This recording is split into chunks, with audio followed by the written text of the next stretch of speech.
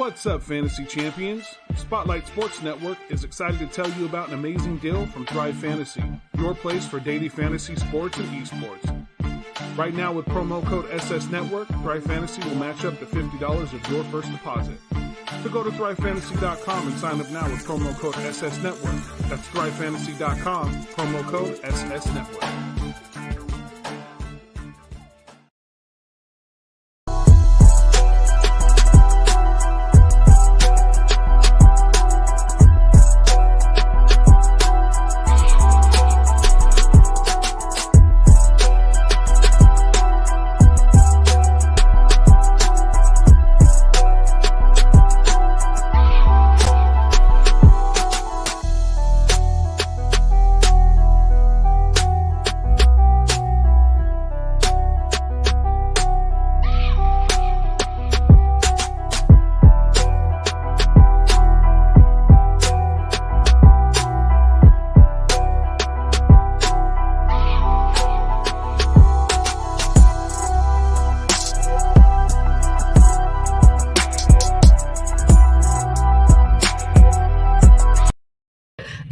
Yo, what is up? It's me, Key, and we're back. We're in the building with another 7,200 second podcast. And y'all know my co-host, the hardest working man here on the network. We got Coach Donte is in the building. What's going on, Coach? What's going on, man? How y'all doing today, man? Let's get it going, man. Always ready, always pumped up for the show. Some things went down in the news today. We're gonna talk about it. Let's get into some NFL news. We always hit the NFL first because that's the heaviest topic here on the 7,200 Seconds podcast. But the Rooney Rule, we all know what the Rooney Rule is, which I think is stupid. Yeah. But offensive coaches must add also pretty much all. What's going on, Burn? What's going on, Burn? What's going on, Daniel? What's going on, y'all in the chat? Yeah, doing. We all know the Rooney Rule. You got to have at least the owners in it when they doing their processing has to at least interview a minority. Yeah. Whether Spanish, Black, whatever, you have to interview them. Now they're extending it. Now you have to add an offensive coach, and that's including the women. So what do you think about that? I think it's kind of crazy. I think it's kind of stupid.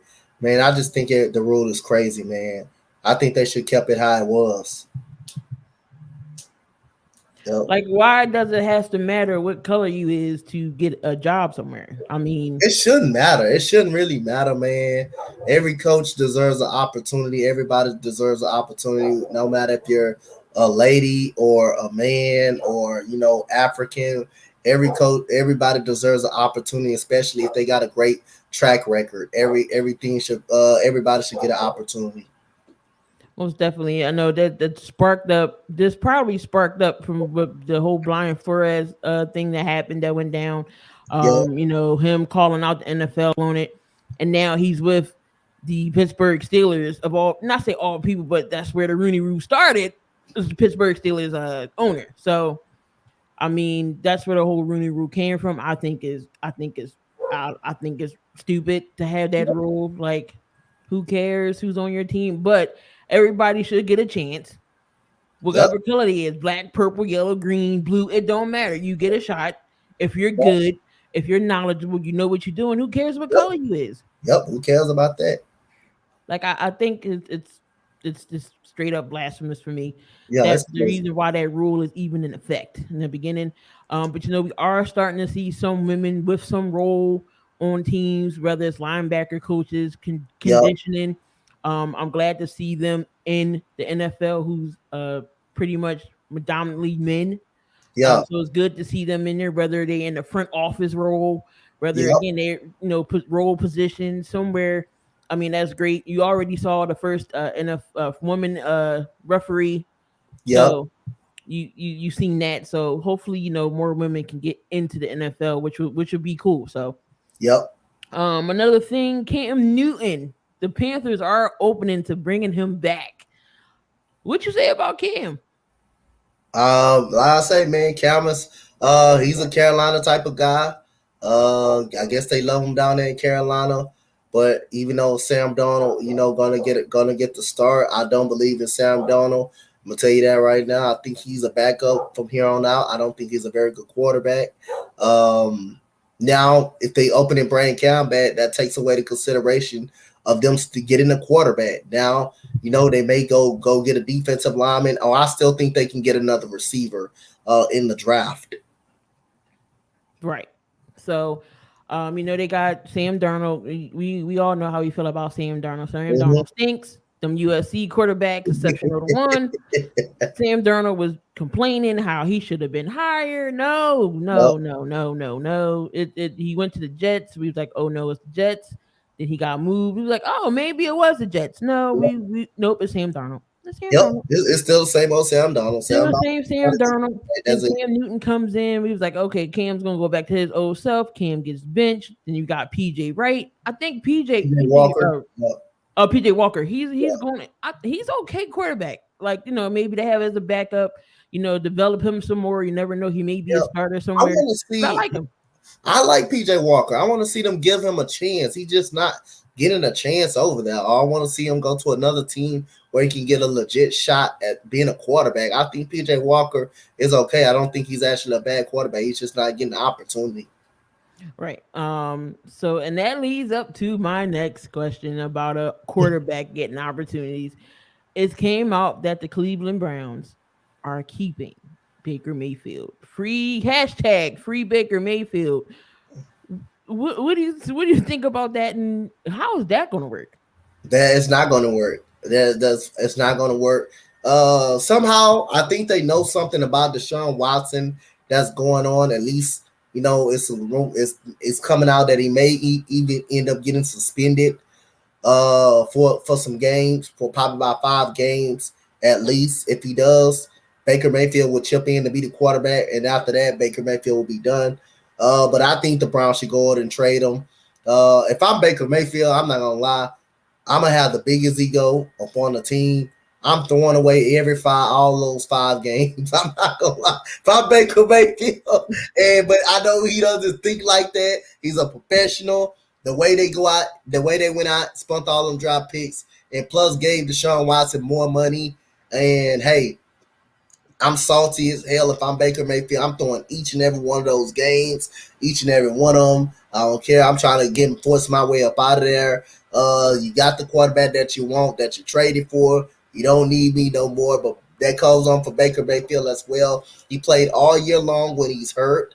When he was hurt, he had a 4-interception game against Green Bay, which is he played like garbage in. Baker Mayfield's an average quarterback. But that, like I say, to me, Baker Mayfield did do something. He did change the Browns franchise a little bit because they finally got a quarterback in now that can play, that won't kind of hurt him a little bit in turnovers. Most of his passer rated in his stick and dunk passes, actually. So he's not a down the field type guy, but that running game and him, they kind of changed the franchise a little bit. Organization, I got to give it to him on that. So again, but like I say, if I'm Baker Mayfield, I'm throwing every game. I'm not going to be honest with you. So Anthony Price, he says, who's more salty, Baker Mayfield or Trey Lance? That's another thing. And Jimmy's staying in San Fran too. So it's like, what's going to happen now? I don't think Jimmy's staying in San Fran. Lynch said they don't have no plans of trading them right now. Yeah, but I know. I still think they're gonna go with Trey Lance. I still think they committed with Trey Lance being a quarterback. I still think they committed with him being a quarterback. That's already been put out there. I still think it's gonna be Trey Lance as starting under center in 2022 for the 49ers. And Baker Mayfield, he should be more salty because again, they traded for Deshaun Watson. They didn't tell him that they were doing it. So basically they did it they did it behind his back. They paid Deshaun Watson more money. They traded away draft picks, first round draft picks. Then now, Deshaun Watson probably gets suspended. Now you want to use me to play those 5 games. If I'm Baker Mayfield, I'm throwing every game. I'm not gonna lie, I'm throwing right, because I'm just like, how is that going to work with him? And then they also picked up Jacoby Brissett. I know Brissett's not no starter, but I'm just saying, like, You're gonna have Watson, Mayfield, Brissett.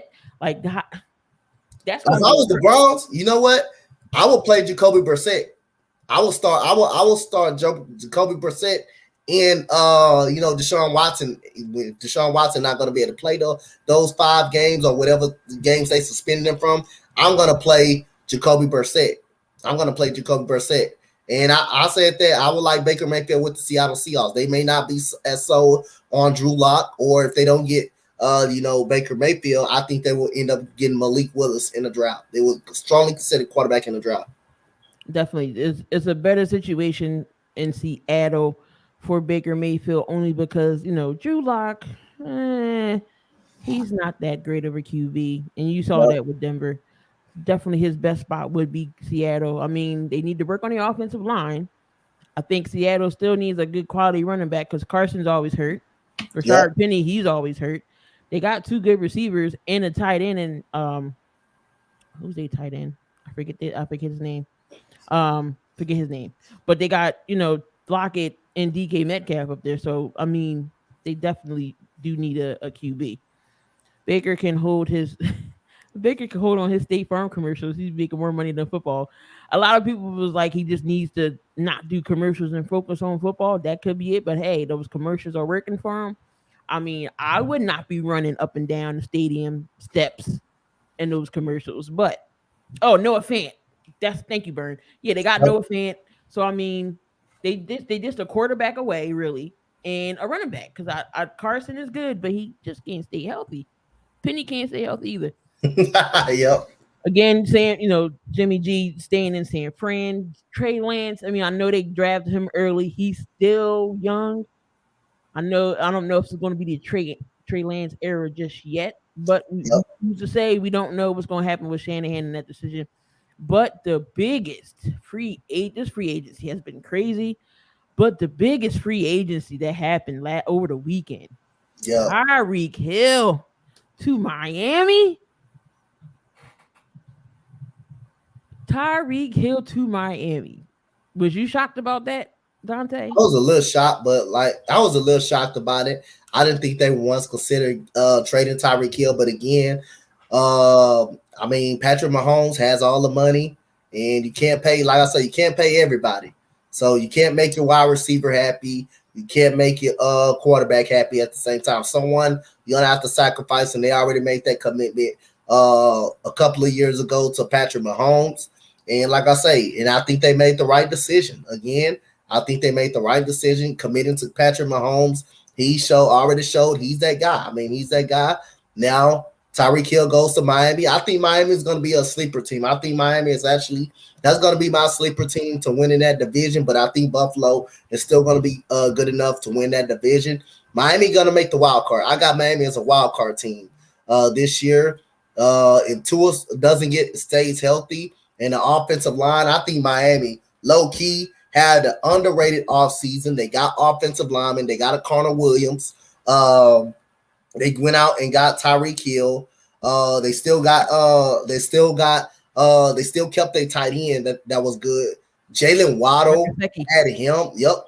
Jalen Waddle and him and Tyreek Hill on the same team. And they still got Parker, who's very underrated. Parker, who's still underrated, who's still very underrated right now. Hey man, I'm telling y'all, man, this team can be scary, bro. And they boost up their running game a little bit. I mean, if Mostert can stay healthy, and they still got Gaskins, which is a good running back, Miami is going to be, okay a little bit. Everybody's like, oh, we'll get rid of Tua. What are you getting rid of Tua for?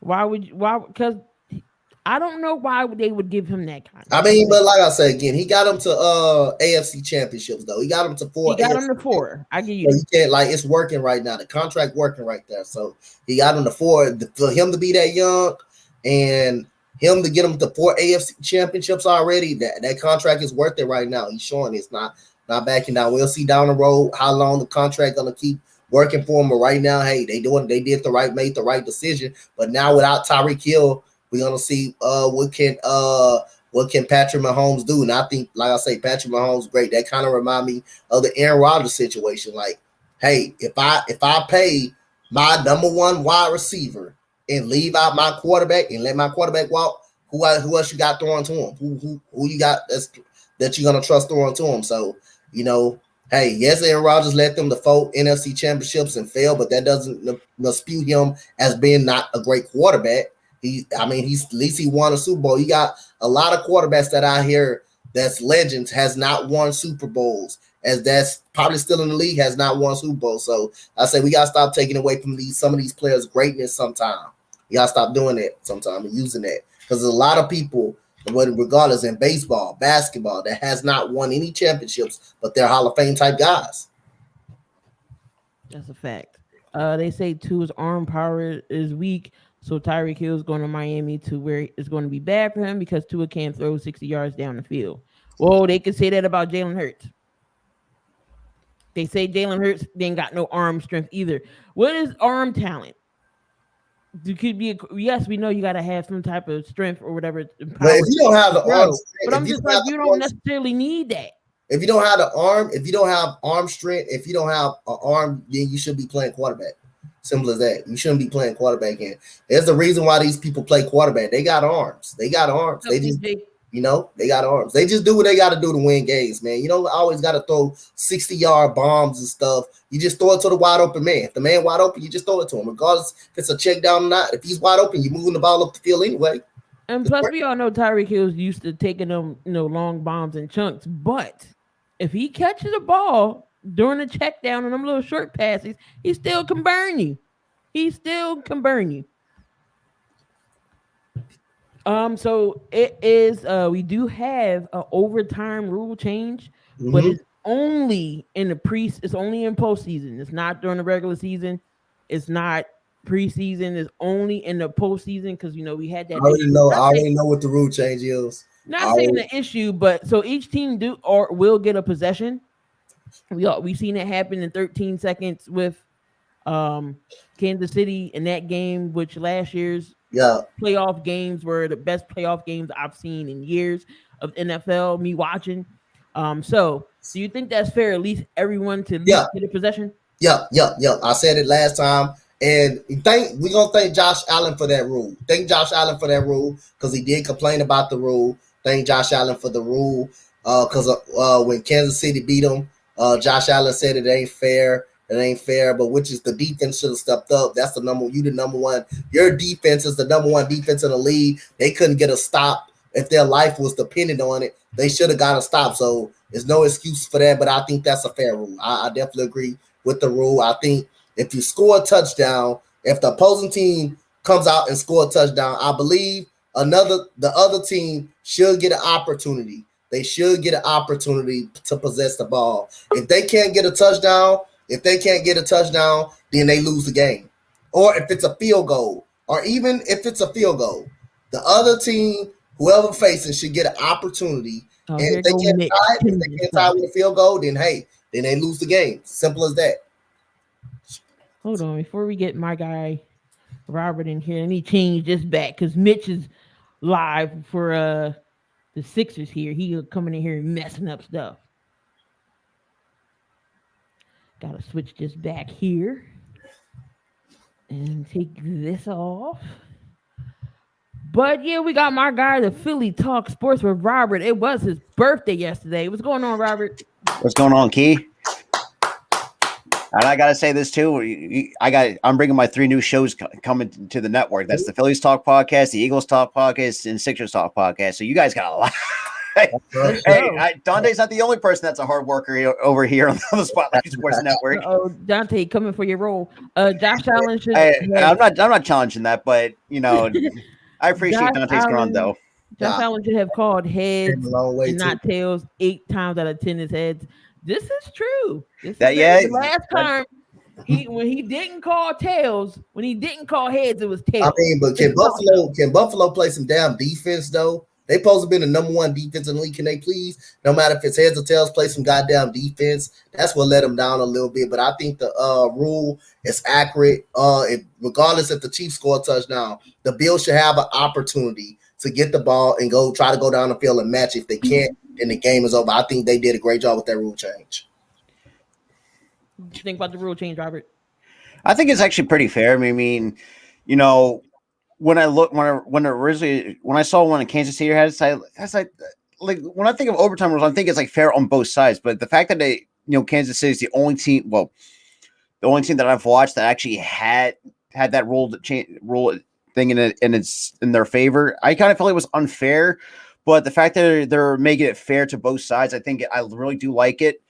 And especially with Buffalo being definitely the way how their defense is, obviously having addition of Von Miller. I do think if they can, I think their defense is going to be playing pretty well. I think they're still going to be the number one defense in the NFL. But yeah, just got to play some smart, just play smart defense. What's going on? Ontario. He said he don't like it. Leave it how it was. Hey, I mean, in playoff situations, like I say again, like if you're gonna make that rule, like I like the change, man. Like I like the change. I'm not gonna lie, RTCs, because again, it could be the Raiders. It can be the Raiders, and they can just lose any game. Can just lose it just like that in a playoff predicament. Right. You'll be like, God damn, I wish we had an opportunity. But now you're getting that chance. Not in the postseason though. I think they should have got it during the regular season. Exactly. I think it should be direct. It might eliminate some of these ties. Yeah. Nobody want to see no damn ties. That's what I'm saying. Just like if you're gonna do it during playoffs, let's do it during regular seaon too. Yeah, not see what happened between Pittsburgh and Detroit. No one wants to see that dumpster fire. Dumpster fire again. Oh, I literally was just doing this like. Tell me, I just like had that Booker T moment. Say, did I just not just see that? Tell me you did not just see that. Yeah, exactly. Yeah, right. But yeah, it's just like I would like to see that in the regular season too, because it's like I don't want to see dumpster fire ties ever again. Obviously, think ties are ridiculous. It should be no ties in football. Baseball doesn't have ties. I mean, the only ones that have ties are probably hockey. You're gonna get is hockey. Yeah, that's what I say. But you still get a point for that. You still get a point, right? You still get a point for it. So it's just like there's no ties in baseball. Freaking college, they play till somebody win. I mean, you might get like 9, 10 overtimes, but they play from like the 25 or something. So it's like, whoever wins scores. But the overtime is bound to change. I just think it should be both ways though. Why just only in the I think baseball league, the Grapefruit League got ties though. I think that's the only thing that spring training's the only thing. Spring training, you're going to get a tie. Yeah, ties. Yeah, I think that's the only thing that got ties. Yeah, because you don't want to burn out your players before the opening day. So I see that's the only thing that makes sense. I mean, for safety purposes, because you don't want to see players getting hurt. Well, unless not like the Mets case where you want to just kill their arms. That's a whole another thing in itself, But yeah, I do think I had a feeling it was going to come, sooner rather than later. But it's just like, how much that's going to impact. We're going to have to wait and see how it goes in the playoffs this year. Are the Chiefs in trouble, y'all? Just to be real, are they in trouble? For me, I said they're going to take a little bit of a step back. I don't think they're going to be in trouble, but I do think they're going to be at a slight disadvantage because. And I think to compare to this too, like if you don't have obviously Tyreek Hill was their number one guy. And I think, Juju, he's okay to say the least if he stays off of fucking TikTok, but that's a whole different thing in itself. But I do think I think they still got pieces to get the job done. But I do think it's going to present a challenge because especially in that competitive ADC West, you see the Chargers, improving. You see the Raiders making some huge moves. Denver start making some moves. I think the Chiefs, they might be a little bit in trouble, but I do think they're going to find a way to still get the job done. We're going to have to wait and see. But I do think they're going to be in some slight trouble.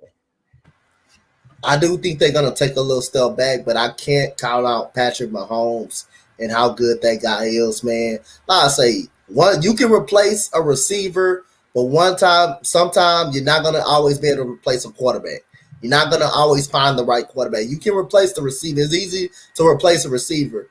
But, hey, you're not going to replace – sometimes you can't replace a Patrick Mahomes. You can't replace an Aaron Rodgers. You can't replace a Deshaun Watson. You can't replace a Russell Wilson. You can't replace a Herbert. That's going to be hard to do. But like, I still think they're gonna take a little fall back, but I still think they're gonna find a way. I still think they're gonna find a way to get it done. Now, the only problem they're gonna deal with, it's gonna be more doubles on Travis Kelce. Now it's gonna be more doubles that you don't got Tyreek Hill, Valdez Scanley. I'm gonna take that from Max. He said he sucked, so I'm gonna go by what Max said right there. And like I say, you lost Byron Pringle, so basically we're gonna have to see in the draft. And you know that rumor that text, I believe, I don't think I sent it to you, Key, or to the group chat.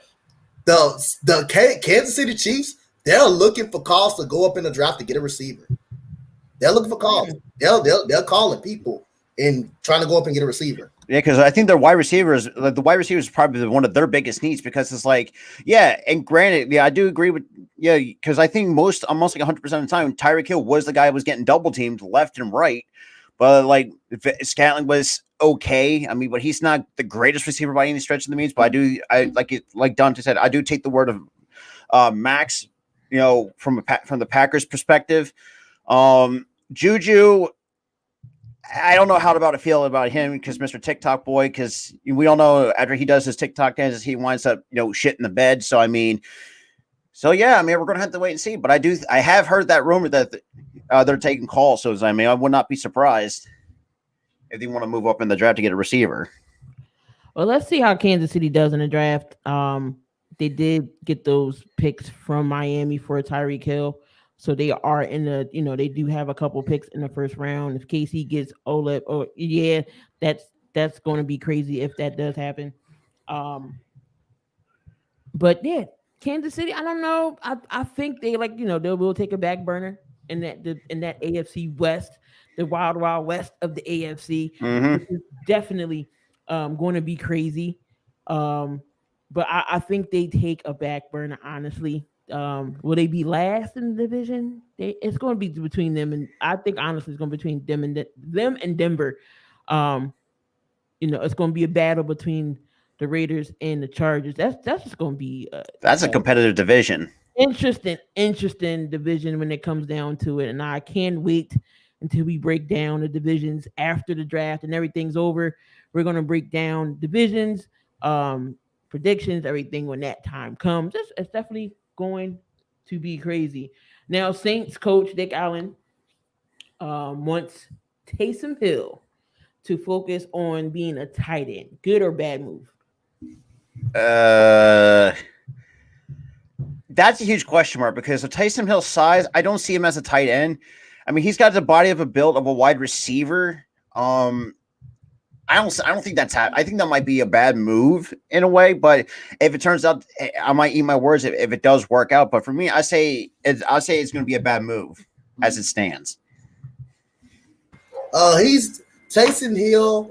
Taysom Hill is a pretty big guy too. So, like I said, I believe, like I say, he's all skilled all over the place. But I wouldn't be surprised they use him in certain situations. You know, as a quarterback read option, some plays as a receiver, some plays they put him at tight end to block. So, like I said, I don't see him at the tight end at that one position. I believe he's more of a versatile person more than a tight end, just that one position. I think you're gonna see a more versatile guy. So I'll say I agree with Robert on that. I don't think he just needs to be a tight end. I think he can get in on some wildcat formations to get that quarterback in the shotgun to run the football, or some read option plays, and some receiver plays, or some running back plays on when you need a touchdown on fourth down conversion. I think he's that versatile, not just tight end. That's that one position.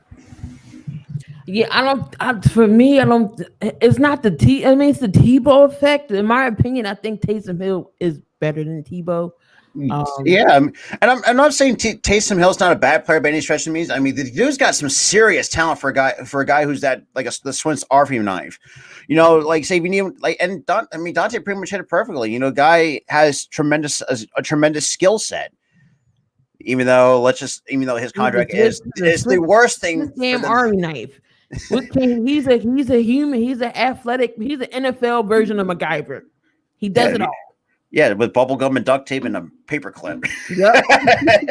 But exactly. it's like if it wind up turns out pretty well, then I think the Saints might have probably a really versatile person to use, even though his contract was absolute garbage. But that's a whole nother situation. They restructured that deal. They was like, Oh, thank no. God, because holy Christ. But I don't think Taysom Hill would be bad at tight end. I mean, you've seen him play that position already. He's a wide receiver. He's a running back. He's a safety. The Swiss Army knife. We'll see where it goes. But, they're still going to have some trick plays for Taysom Hill. You know this. But him, like Anthony said it best, he's all offense, and they're going to work him. So you're definitely going to see Taysom Hill in more. Now we're gonna. It's 20. There was 20 free agents that's going to be available next season, but I didn't go through all 20. I'm going to name some of the top guys, and you let me know if they're going to roll or if they're going to stay. We got our first guy, Lamar Jackson. Does Baltimore pay him? I think so. I mean, he's gotten better as a passer. We could say that much. I mean. And it's just like, and you can tell like how much that team plays better. Even though they're pretty good without him, but the record says differently with Lamar Jackson. If Lamar Jackson stays healthy, that team wins a ton of football games. But it's just, it depends. I do think he's going to get a payday. That depends if he can stay healthy. That is my biggest issue with Lamar Jackson going forward. But if he stays healthy, I would not be surprised if they give him a huge payday, because I think the dude's still good though for a guy who's like 25, 26 and has an MVP under his belt. Deserves to get paid. Yes, I think he stays. He doesn't go nowhere from Baltimore. I think Baltimore pay him. Yes. Yeah, he's definitely their franchise QB. I just think they needed to give him a little bit more help besides Mark Andrews, Hollywood Brown. Okay, but who's going to go to Baltimore? Do they, shop in the draft for a receiver? Hey, AB said he wanted to play with Lamar. Do they take a chance on Antonio Brown? Who knows? Who knows what's going on in Baltimore? But they definitely need some help for Lamar Jackson, so he's not much of a runner. I know they had a running back by committee last year because all of their running backs was hurt. I think they get their running backs back. Their defensive players they get back because their defense was depleted. Baltimore may be a better team this year than last year. And that's kind of what Len Burns says. It's like, I can see that. I think that might be a possibility if they do fail to get his weapons, and I will not be surprised if he does walk. Yep. You can't continue with Mark Andrews being your best player at a tight end position. He's by far his best offensive weapon. And Hollywood Brown will show up sometime, not all the time. You definitely need another receiver out there as well. So I definitely think they need to get him in weapons, but I definitely think they're going to pay him. Deebo Samuel.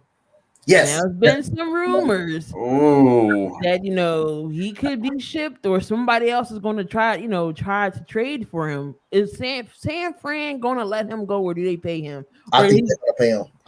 I think so as well. Yeah. If Kyle Shanahan finds a way not to burn him out like he did last season, which that was the problem with the San Francisco 49ers. It's like, they over-rely on Deebo. And that, I feel like for me, that's a bit of concern, especially you have other weapons you can use. George Kittle. God, who else is there? Jesus Christ. That's the only guy I can think of. Brandon Ayuk still there. Yeah. They need to not kill Deebo so much. Maybe get another number 2, because if they double team Kittle, who's out there open, it's going to be Deebo Samuel. But I believe they did that. But most of the part, don't forget that running backs was out. Jeff Wilson and that dude from Ohio State. Trey Sermon. Yeah, Trey Sermon. So that's why they started using them so much in the backfield. But again, that running back position got to be healthy. But I think they're going to pay him. They cannot afford to lose Deebo Samuel, man. They cannot afford to lose him at all. A.J. Brown with the Tennessee Titans. That's a Does he walk? Or try to shop elsewhere, or do Tennessee pay him? I think Tennessee pays him. I think he might walk, because and look, I mean, Tennessee's a good team, but you've seen in the last couple of years, like they cannot get the job done under Ryan Tannehill, and like, think about it this way. I mean, King Henry's pretty much just the only guy that's pretty much is the main source of offense. Yeah, AJ Brown is still good. It's still a good receiver, but everything runs through Derrick Henry, and that's kind of that was the issue the last couple of years for the Tennessee Titans. In the postseason, I mean, you see the Bengals expose them. I think I forgot who else exposed them for that. It's just if I'm AJ Brown, if I'm seeing this team like, yeah, we do make the postseason, but we can't get the job done, I would rather walk and actually, have work with other guys that can complement my skill set. You'd be like, I think isn't AJ Brown you could still consider a number one for a guy his age, or he could be like a number two. He's definitely a number one. He's definitely number one in Tennessee, and where he at, he's a number one. But yeah, like I say, I can see him walk, being frustrated, losing in the first round. But like I say, if you don't have nobody to throw to, I know you got Derrick Henry in the first option, but to me, AJ Brown means a lot for them in that passing game. But I can also see if he can't get nowhere, he can be frustrated. A player can also be frustrated and go somewhere else. But for them, I think they can't afford to lose him in Tennessee. Or who's Ryan Tannehill going to throw to when he needs a big first down? He's not going to be able to throw to anybody. So, again, that's when they're going to start stacking the box on Derrick Henry. And that's when life will become tough with Derrick Henry if you don't got that passing threat out there. I think they definitely pay him, but I also see that him getting upset if they keep failing and losing the first round. But I definitely think they need to pay him his money. Derek Carr. I think he stays. Yeah, he's gonna stay. He's gonna stay. And I'll say this too. I don't think Derek Carr is a bad quarterback at any stretch of me. And I don't care what anybody the Carr hater says. Yeah, I mean, me and Key can take it from a test. Like, we made him look like he was elite because obviously we can't run the fucking football for shit. But that's a whole nother thing in itself. But I do think, for a guy like Derek Carr, now that has Devontae Adams now going to be his college teammate, I think that's going to really help Carr, at least get over that, and be. I mean, look, Carr is still a top 10, top 15 quarterback. I mean, we can't take that away from him. And granted, the Raiders, I think he's going to have a better team around Derek Carr, and obviously paying Devontae Adams, which is good, though. I mean, the fact that from what I've understood, too, like they're also going to continue to talks with this contract extension. I think Derek Carr has well represented the Raiders for the last 8 years. It should be 9 years, which is going to be crazy to really think about. For a guy who was a second-round pick, it's just, Derek Carr, it's just like he gets a lot of hate for not, getting the job done. I mean, it's just, I think, in other words, I think he stays because I think with that new regime coming in, obviously, that brought him his teammate Devontae Adams, which I feel like that does make him stay. No, yeah. they'll definitely extend them. They're not getting rid of Derek Carr. No excuses for Derek Carr this year. No excuses. It's definitely no excuses. No excuses at all. You got your best friend over there, and you got Darren Waller. You got all these receivers over there. No excuses for Derek Carr. He has to get something going this year, and they have to get past a wild card round. There's no excuse for them. He cannot be doing for a bad season. Definitely what Burns said about Tennessee. Derrick Henry, Tennessee ran Derrick Henry too much. Same thing with Adrian Peterson. But the thing about AP is AP still can play at a certain high level for a guy his age, but it's not the same prime. Not the AP that we used to when he won the MVP. But I think AP still. I mean, minus the off-field incident that going on with him, but I do think he's still a top 10, top 15 running back. But it's just like how much does AP have left in the tank, though? I think he can do good in short yardage situations. That's what I think he can be more effective at. All right, we got Scary Terry McLaurin. Do Washington pay him? No, for me, I'd like to say yes, but with the way that Washington has a tendency to mismanage their players, I would not be surprised if they want to find a way to screw it up with Terry McLaurin, because I think this kid, is a top 10 wide receiver in the NFL today. But like you said, Key, I mean, obviously we haven't bringing Carson Wentz in there, like how much that's going to, I don't know. I don't know about the Washington though, because their front office and their management is completely horrible. It's just like they have a tendency to mismanage. So I'm going to say he's going to walk. I'm going to say they need to bring him back. I'm going to say they need to bring him back, man. All of these little receivers like AJ Brown, all of that, that's obvious that you need to bring these guys back. You a Commanders fan. Again, I this guy, for him to be that good and him not to be paid by Washington, I would be frustrated if they don't pay me or anything. But like I said again, I think they need to pay him. I think they need to pay Terry McLaurin. I think he needs to be there. I think he's the heart and soul of that team. They do have a potential to be good. They do have a potential to be very, very good. You got Antonio Gibson, who's a good running back, can catch passes out of the backfield. You have Curtis Samuel. If he steps up, he can be finally good. Logan Thomas over there. And you don't have a bad quarterback in Carson Wentz. You don't really have a bad quarterback. He just needs to get off the hero plays and stuff like that. I think Carson Wentz can be okay. He's not going to be great. God bless his knees. Be okay. I'm sorry. I had to put that in there. No, back to the whole burn thing with Darren Waller. Darren Waller last year, I think it was just a mental thing with Darren Waller. Just didn't have that grit last year. Like he didn't want to play at all. So it felt like he turned on his team. But we'll see what he For me, I think with Darren Waller, I think he would just go like dealing with some mental problems. That's what I think. I thought that could have been a factor. Like, you know, a lot of times it's like you see, and look, I mean, and I said this too. Like, you know, when Peter, like, and I've seen players acted like that in the way down where it's like, look, it's more like a mental problem than anything else. It's like, you know, you see like Calvin Ridley, you know, took some time out to get his head cleared out, and I'm so mad at him right now. He could have. I can't think of another guy's name because I know there's another guy that took a time off. Lane and I can't. Johnson, you know, Lane Johnson time off. You know, but I just feel like, you know, Waller would be better now that you know the team's upgraded. It's not going to solely fall on him. Derek Carr can spread the ball around because before it just seems like he was only throwing to Waller. He couldn't spread the ball around. That's probably where the hatred came in for Derek Carr. But the Raiders are going to be fine. When it comes to that, the Commanders definitely do have a good defense. John Bostic, don't forget about Chase Young and Sweat over there. So their defense is not no slouch. They do have a good defense over there. Offensively, they can get it together. They'll be a very solid team. They definitely be a very solid team. They did win a division a couple years ago. So hey, and that's when we stuck along with Dallas. So that's the only. And that's the thing too. I think someone has brought this up best. It's like if we in Dallas, that's when Washington takes advantage. What up, Pyro? What up? What up, Pyro? DJ Metcalf. Ooh, I'm gonna say I think he might walk because I think like Seattle's just is completely garbage. And I really hate to say that because it's like Seattle has some good years from what I remember. Like during the time, the Legion of Boom was probably the best times of the Seattle football. But just like Pete Carroll has run its course. I mean, the fact that they have Drew Lock now going to be under center, it's ironic that Noah Fant still stuck with can't get away from Drew Lock, get away from Drew Lock.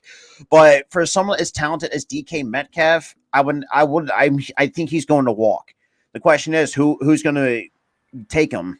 That's going to be that's the $1 million question.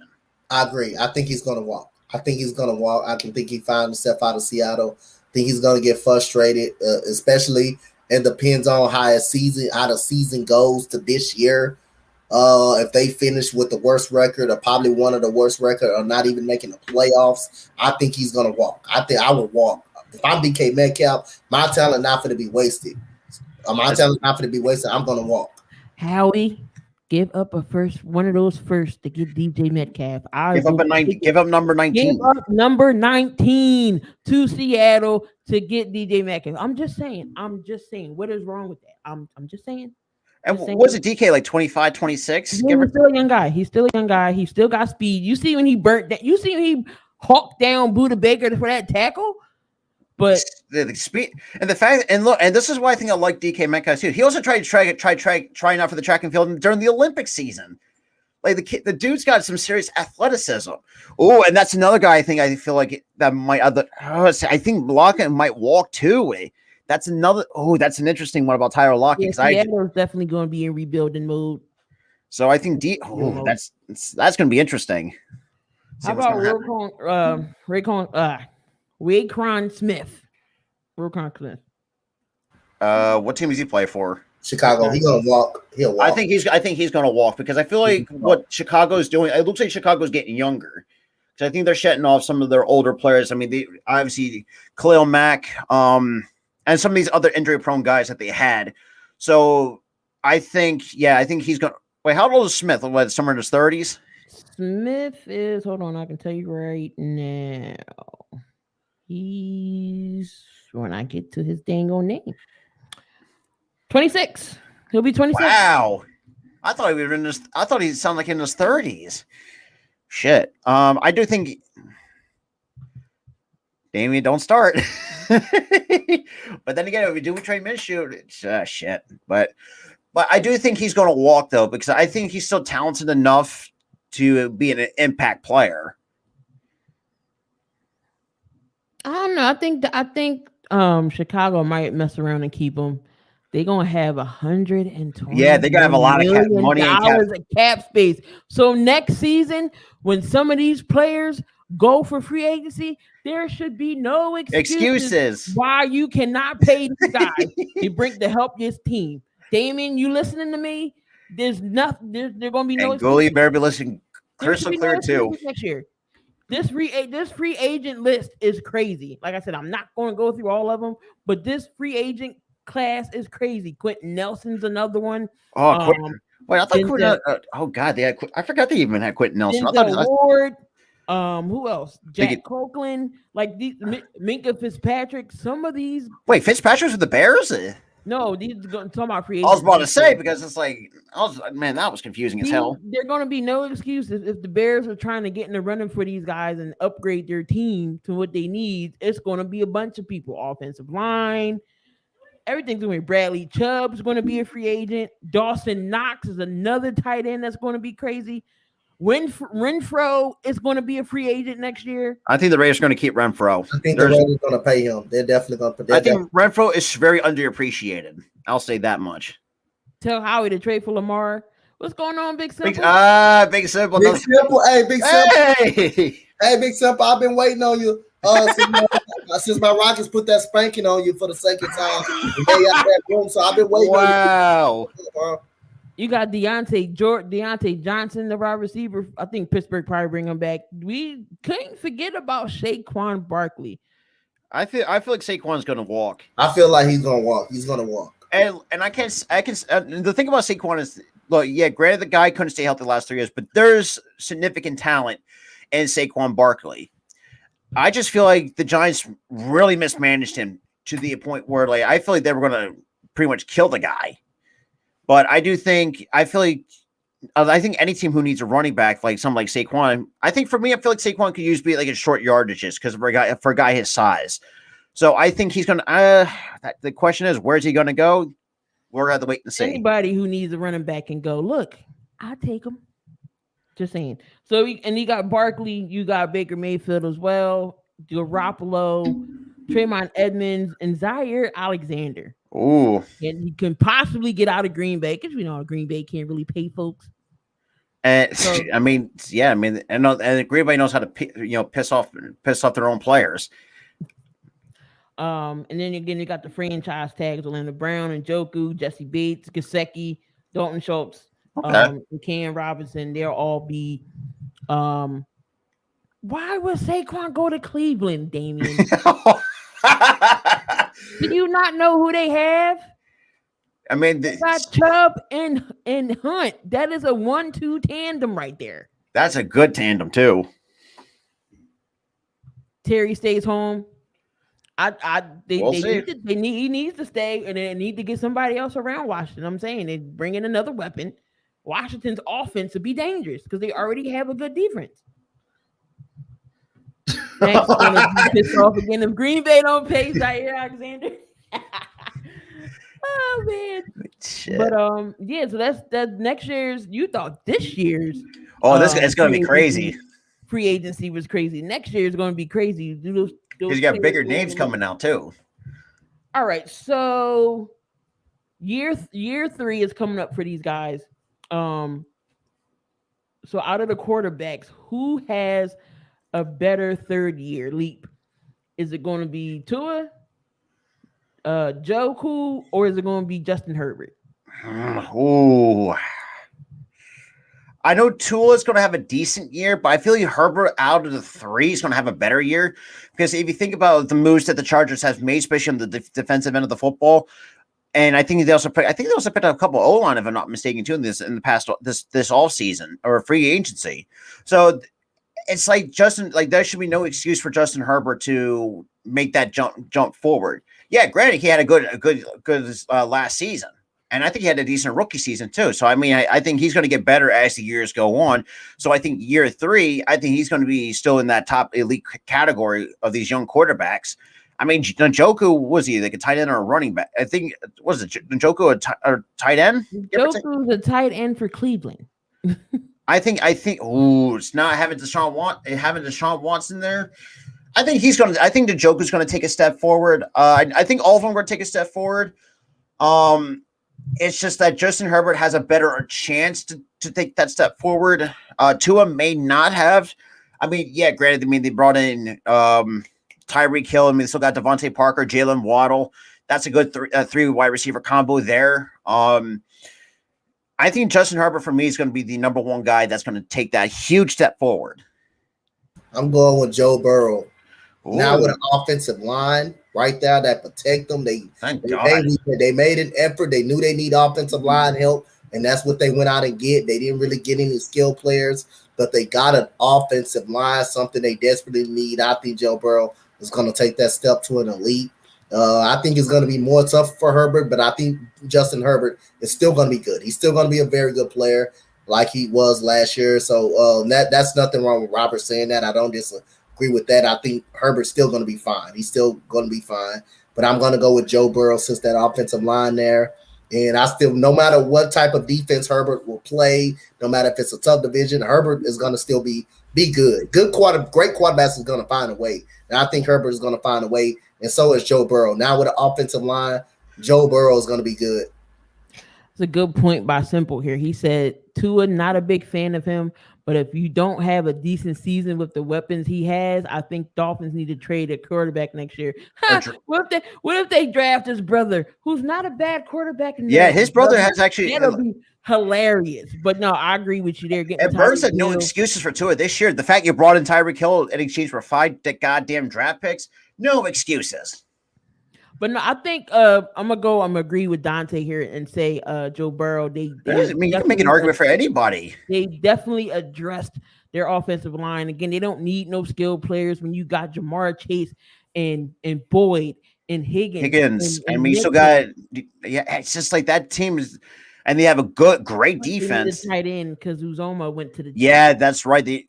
But then again, I feel like Bengals are going to at least get a tight end in like the later rounds, depending on where they're at in the draft. So I would not be if they wanted to pick in one in the offseason, I have more. That's more power to the Bengals, because I think with the Bengals, yeah, granted, Uzoma was good, but the problem was that obviously I think it was like an ankle injury for him, or like the knee injury. It's just I feel like kind of slowed him down a little bit, and I feel like, and you could definitely tell how much the Bengals missed their tight end Uzoma. Now, obviously, he went to the Jets. I mean, he'll be a definitely good target for Zach Wilson. So if the Jets making these moves on the offseason, but we've seen the Jets do this time and time again, just end the season and still go nowhere. Just in the season, but I do, and this is the thing. I mean, look, we can laugh at the Jets, but I mean, they made some decent moves in the free agency. I'll give the Jets that. It's just their drafting is complete garbage. That's the difference between what the Jets are known for. But I do think I'm going to agree with Burn here. I think the Bengals are going to draft a tight end. Oh, it looks like the Sixers are winning, but it looks like it's struggling. Looks like James Harden is taking the reins here. But anyway, who's going to have a breakout year between Justin Jefferson? We all seen JJ getting it done the last 2 seasons he's been here in the league. Broke Randy Moss's rookie record. We got CeeDee Lamb or Jerry Jeudy. Oh, that's tough because I think all of them are going to have a breakout year. I think Justin Jefferson mostly because this kid, and I know a lot of Vikings fans laugh at us because we fucking passed up on the motherfucker, but that's a whole nother situation itself. But so mad, I'll give him a lot of props to the fact that he broke. And let's be real, Randy Moss is probably one of the Vikings the fact he broke, Randy Moss, who's, best known for his time with Minnesota and had a good second year. Year 3, who knows how much that he's. I know he's going to. I say year. I want to say this too. Year 3, I feel he's going to pop off and at least have a close to 1,000-yard season in year 3. That's where I'm going to say where that kind of talent that Justin Jefferson has. But I think all three of, like I said, it's tough between the 3 because all of them are going to have at least somewhat of a breakout year. I think CeeDee Lamb might have a slow start because I think, obviously, who knows, what teams are going to be, I think he's going to be double teamed, obviously, with the wide receivers that Dallas has lost and just to create up cap space because, man, does Dallas sucking, their money issues is a problem. So I think it's going to be, if I want to rank that, it's going to be Jefferson, Judy, and then CeeDee Lamb coming up in the 3rd. That's my order of stars, those wide receivers breaking out. Who you got, Donte? Well, Justin Jefferson will be the easiest target, but I'm going with Jared Judy. I think Jared Judy will have a breakout year with Russell Wilson. Now you got someone that can get the ball to these guys. Cortland Sutton is a stud. Tim Patrick is very good. I think losing Noah Fant will be hurting a little bit, but I think they can easily replace and get a tight end in a draft. The running game, they still got a good running back in Williams, and Melvin Gordon will be fine. But I think I'm gonna go with Jared Judy. I'm gonna easily go with Jared Judy. But it's the easy way out is Justin Jefferson. He's gonna have a great year. He's too good. He's gonna have Allen Thielen over there having one side. That's gonna, Justin Jefferson is just that good. But I'm gonna go with Jared Judy. And CeeDee Lamb is gonna be tough because he's gonna draw a lot of double teams. Now he's the number 1 guy. He's going to draw a lot of double teams, so it's going to be tougher for CeeDee Lamb. And I don't know if CeeDee Lamb is going to be ready to face those double teams. So he's not taking on that challenge because I think if you look at CeeDee Lamb from a talent perspective, this dude is a multi 1,000-yard receiver. But like Donte said, I think it's a perfect way to look at it because I think who was the number 1 guy? Amari, or is it It was Cooper, CeeDee Lamb, and Michael Gallup.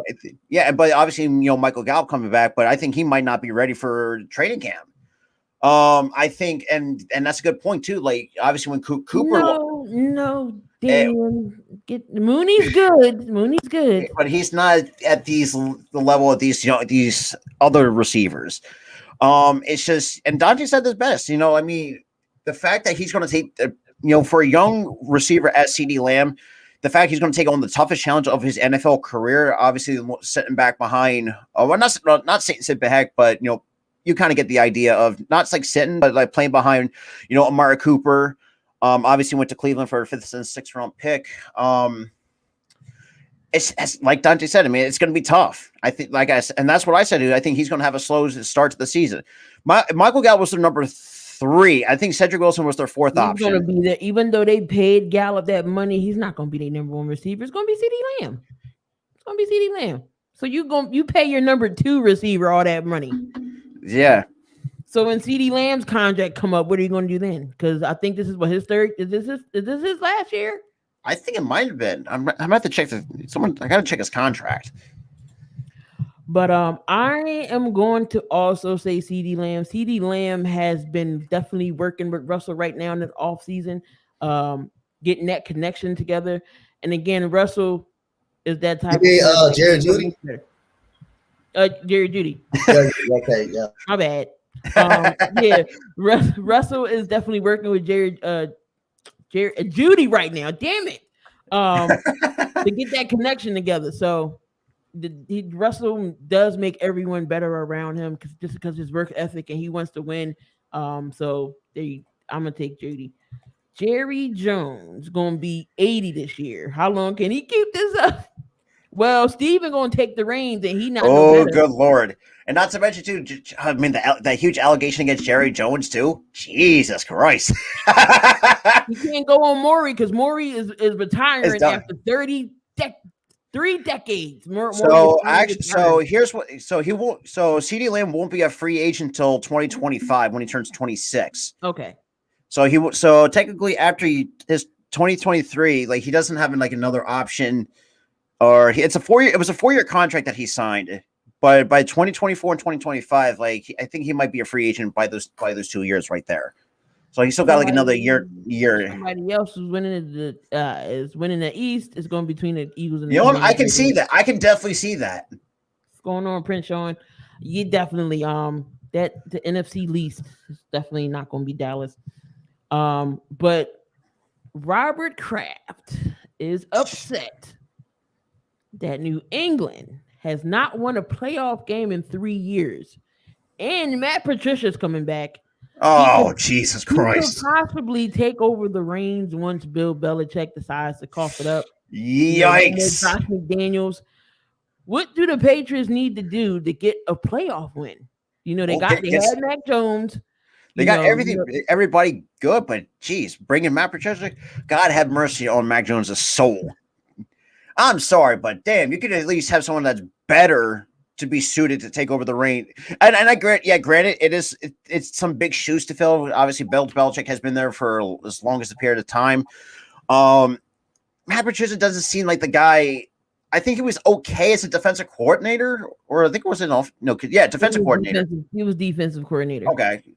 It's just like, I don't think, and you saw it in Detroit, like the way he coaches, it's not the way that, for a good team in the New England that wants to go that way. So I would say keep Matt Patricia away from everybody, and especially the Patriots, because you do not want to ruin that young team right there. What you think, Donte? I think New England, with the right pieces, with the right defensive players, I think the Vikings. I think they could be fine. But like I said again, for a franchise like the New England Patriots, they're satisfied when winning championships and getting past the first round. But Matt Patricia, on the defensive side of the ball, he will be fine. But I don't know about handling as a head coach. I don't know how good he will be. So, like I say, ever since they lost Tom Brady, like I say, it's been not so good in New England. So, again, we're going to see what happened down the road. Well, all they need to do is give Mac Jones some dang on weapons. I mean, they got some underrated receivers over there. There's no big names. And New England's not big for their running backs either. So I mean, the only best. The one actually had somewhat of a breakout year was probably I hate to say it, Nelson Aguilar. Unfortunately, I thought he had a pretty good year with them. Yeah, I hate to see it. You hate for me to say it as me and Key are Birds fans because we fucked him. Paul, that's a huge pause. After the Super Bowl, he was a done deal. Yeah, done deal. But yeah, there's no other new with Anthony Price. I don't see any new. I mean, there's still rumors about it. Why would he go to Minnesota? Of all teams, you go to Minnesota if this is true. Minnesota. No, I looked up some of the news. I mean, there's really nothing new for Tyrann Mathieu as it's Minnesota. Oh, well, then again, I would not be. I don't think Minnesota's that bad of a place to play. Minnesota's not bad, but you can do it. You can do better. It's Kirk Cousins. Kirk family member cousins. And the worms of Chisel is honest. Minnesota not having been in the playoffs since the NFC Championship game. Yeah, where we laid a fucking smackdown on them. So, I mean, Belichick is building another great franchise slowly but surely. I get that. Mac Jones definitely fell right in their hands. So he's in the right system. He just gotta, get some pieces around him. But let's switch gears and we're gonna go into this NCAA. We got the Final Four coming up. Oh boy.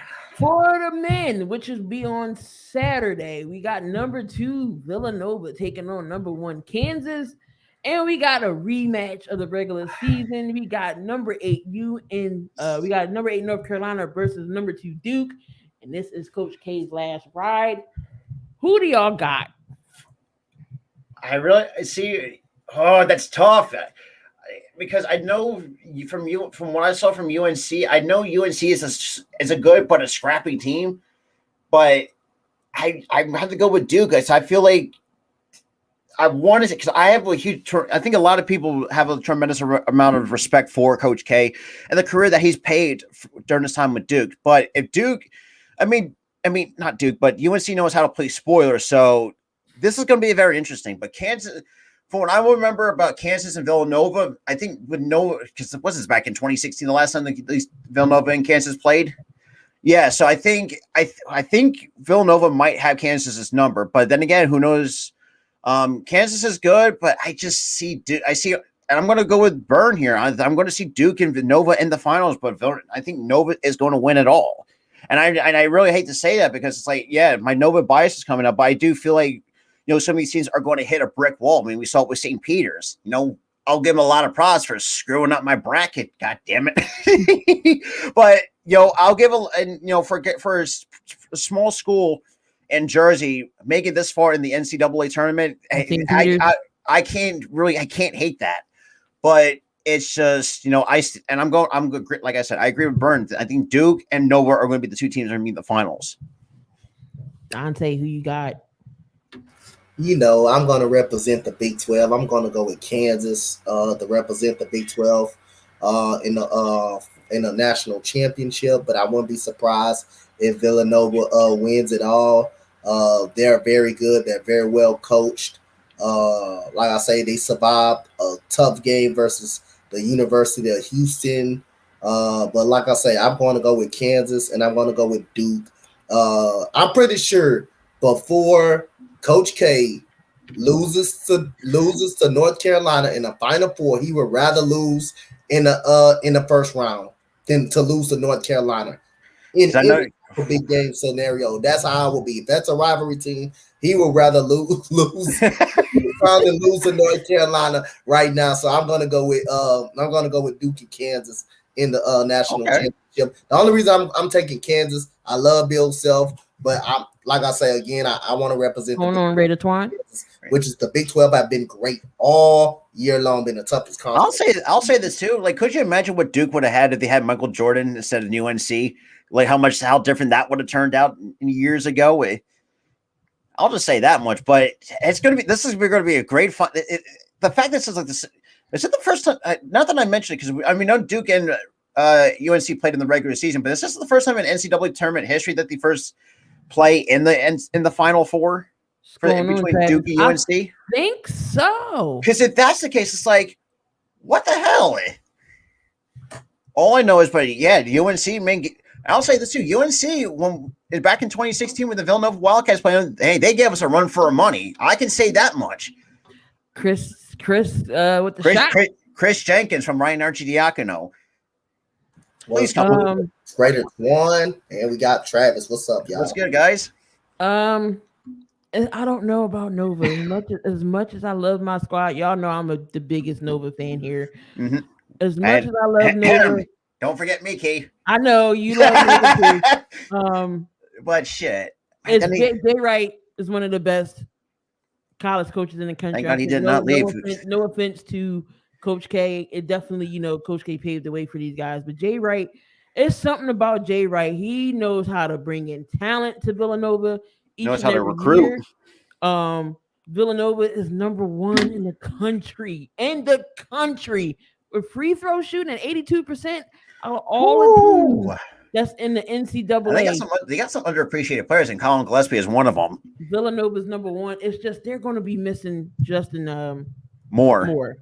And I think it's this too. Like I'll say this too. When I've watched a few games when they don't have Justin, they actually do play. They play pretty well without Justin Moore on the floor. So I don't think this really not going to hurt them that much. But the impact of Justin Moore is going to suck. Players in the bench.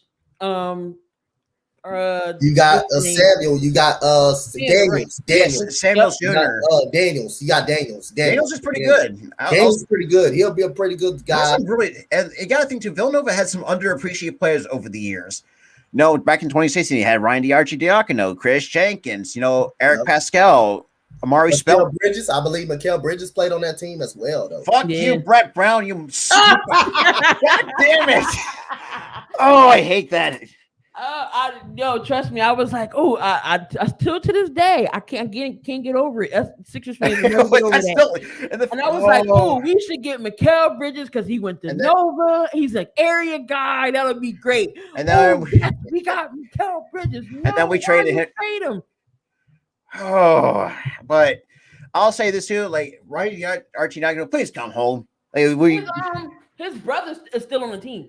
Really? Yeah, His brother actually. I'll say this too. His brother is pretty good, though. I'll say that he's very another appreciated player on that squad. But yeah, man, it's gonna be very interesting. All I know is Nova produces talent, and y'all can clearly see it in NBA now. Mikal Bridges, Sadiq Bey, Pascal. I don't know what team he's on, but he's Pascal. I don't remember, but Pascal, I know you talking about Zach Pascal? No, Eric. Yeah, Eric Pascal. He used to play for Golden State, but I don't know where he is. No, he plays for Utah now. He's with okay. Utah. Amari Spellman, who was pretty decent.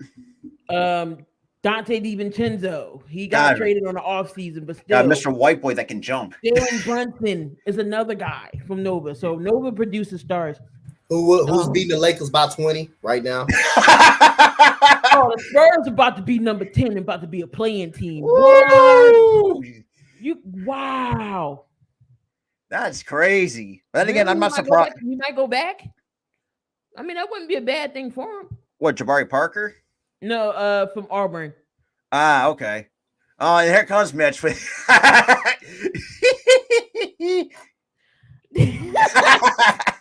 No, so we was talking about it on his show, Robert. Now I still have my Sixers hat sitting on top of my Xbox that had Simmons' autograph, and I don't wear it no more. And I'm like, do I want to burn it? Do I want anything? So Donte said, get in the car and run over the shit. And Mitch was like, oh my God, record it. Shit. But so Ben Simmons' hat is still sitting there collecting dust where it needs to be. Over on the girl side, again, that's going to be a nice Final Four as well. Number 1 Louisville versus number 1 South Carolina. Whoa. Number 2 UConn against the champs. Number 1 Stanford. College basketball Final Four is going to be crazy. I had a great game. I had a lot of support in that stream that night. With Texas and Stanford, that was a great girls basketball. Be really, man. That's solid. I'm doing that Friday. I'm doing that double every Friday. That's very competitive. I'm taking UConn and South Carolina in the finals, man. I'm going to say Stanford and South Carolina for me because I feel like Stanford. It's tough to pick because that's 4 great teams on the girls' side of basketball. I mean, and they all 1s and 2s. Yeah. Unfortunately, I wanted to see Iowa in there, but fuck that. Yeah, they got hurt. They got Iowa early. What, Stanford got Iowa early, or was he? Wait, who knocked out another team? I think another team got Iowa early. I forget who got Iowa. Man, the fact that Dawn, which is crazy, but the fact that Dawn Staley feeling, God, she's doing some. She's like I'd say this. She's like the Jay Wright of women's basketball over there on the, because the way that she and. Yeah, and granted, I mean, South Carolina. Mitch, no. 9. You can get deleted. I'm sorry, but the fact and I'll say this too, like the fact that she was also considered for the Sixers head coaching job is like, really, which does make sense. But it's going to be a women's coach in NBA soon. I just don't know when. I thought Becky Hammond. I was going to say Becky Hammond too. It was like, damn, but. Man, that's tough. It's like I like South Carolina because it's like their men's is okay. Their baseball program is absolute garbage. I can tell that for much because they haven't been good the last handful of years from what I remember. Yeah, see, Dawn Staley. There's something about Dawn Staley I really like because, like, granted, she's that's where Dawn Staley's from. She's a Philly girl. Yeah, tough one at that too. Like she does not get put up with any bullshit. But yeah, I mean, the women's side she knows how to recruit too. I mean, I like it, but then I think I definitely see her in the WNBA. But why does women basketball get so overlooked? Like, why does nobody they're like, oh, get this women's games off my TV, or nobody watches them? Do they not get pushed enough? Like, I'm pretty sure they don't get pushed enough. I think some of these women's games be better than the NBA.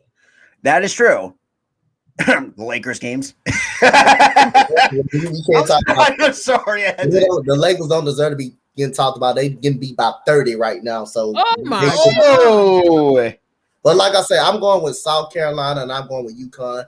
And UConn always find a way to get girls that can drop 20 points. That is true. Paige Beck, straight appearances to the Final Four. Paige Beck is a beast. Paige Beck is a beast from UConn. And golly, man, I'm telling you. Big times in the building. He's about to come on and tell us about his Lakers. Doug, are you okay? Are you all right? Doug, are you okay? Ladies and gentlemen. Oh my God. Oh man, I feel bad for I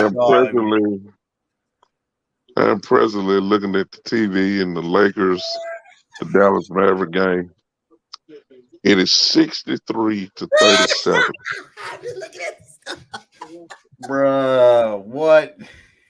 And you wonder why. I'm in rehab still. You went back to rehab after your show? You wonder why I cried tonight. Well, look, the Yankees You beat wonder why today. You wonder why my family don't want to be around me right now.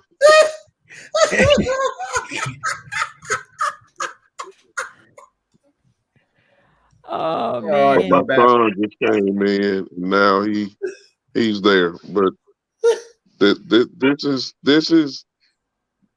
may be the last time y'all see me. They may permanently lock me down. Watching the Los Angeles Lakers play. And the sad part of it is that I really didn't want to come in here, but I knew y'all were there, and I just looked at y'all, and I knew that when my face popped in, I knew that my brothers would laugh at me. Hey, we're not. Right. I feel bad though, man. I truly feel bad. I'm not trying to laugh like I'm being disrespectful, but damn, let's just like Westbrook has 10 points. He's the leading scorer. But it is an abomination to watch my Lakers. This is a disgrace to the memory of the great Dr. Jerry Buss. This is a disgrace to Magic the Laker girls. This is a disgrace. He's rolling in his grave right now. Oh, this God rest his soul. To the people that work LeBron's not playing, Burn. LeBron is not playing. That's why. And you got to think too. This was a disgrace to Magic Johnson, actually, as one of those great six Lakers legends, and the late Elgin Baylor. Forget the legends. This is a disgrace to Norm Nixon. This is a disgrace. Oh. This is a disgrace to Jamal Wilkes. This is a disgrace to me.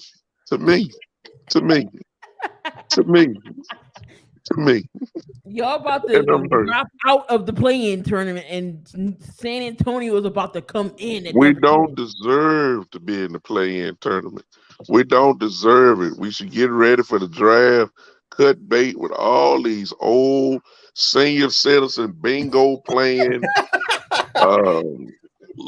NBA players. They old. They can't guard nobody. Y'all call me. Y'all got me here, and I'm struggling. I'm trying. And look, and the Dave's looking like a reverse J.J. Evans off Good Times. The way he looking right now, and you guys got me. It's sad, man. But that's all I had to say, man. Y'all go ahead and enjoy the rest of the show. Y'all check on me every now and then, okay? Y'all pray for Doug. I got you, Doug. Baseball season will do him some justice. His Yankees, hopefully they can save him. That's another team. And you know his Cowboys are saving him. I don't know if they're gonna save him either. I got a lot of rough days ahead, as y'all can tell. I'll holler at y'all. All right.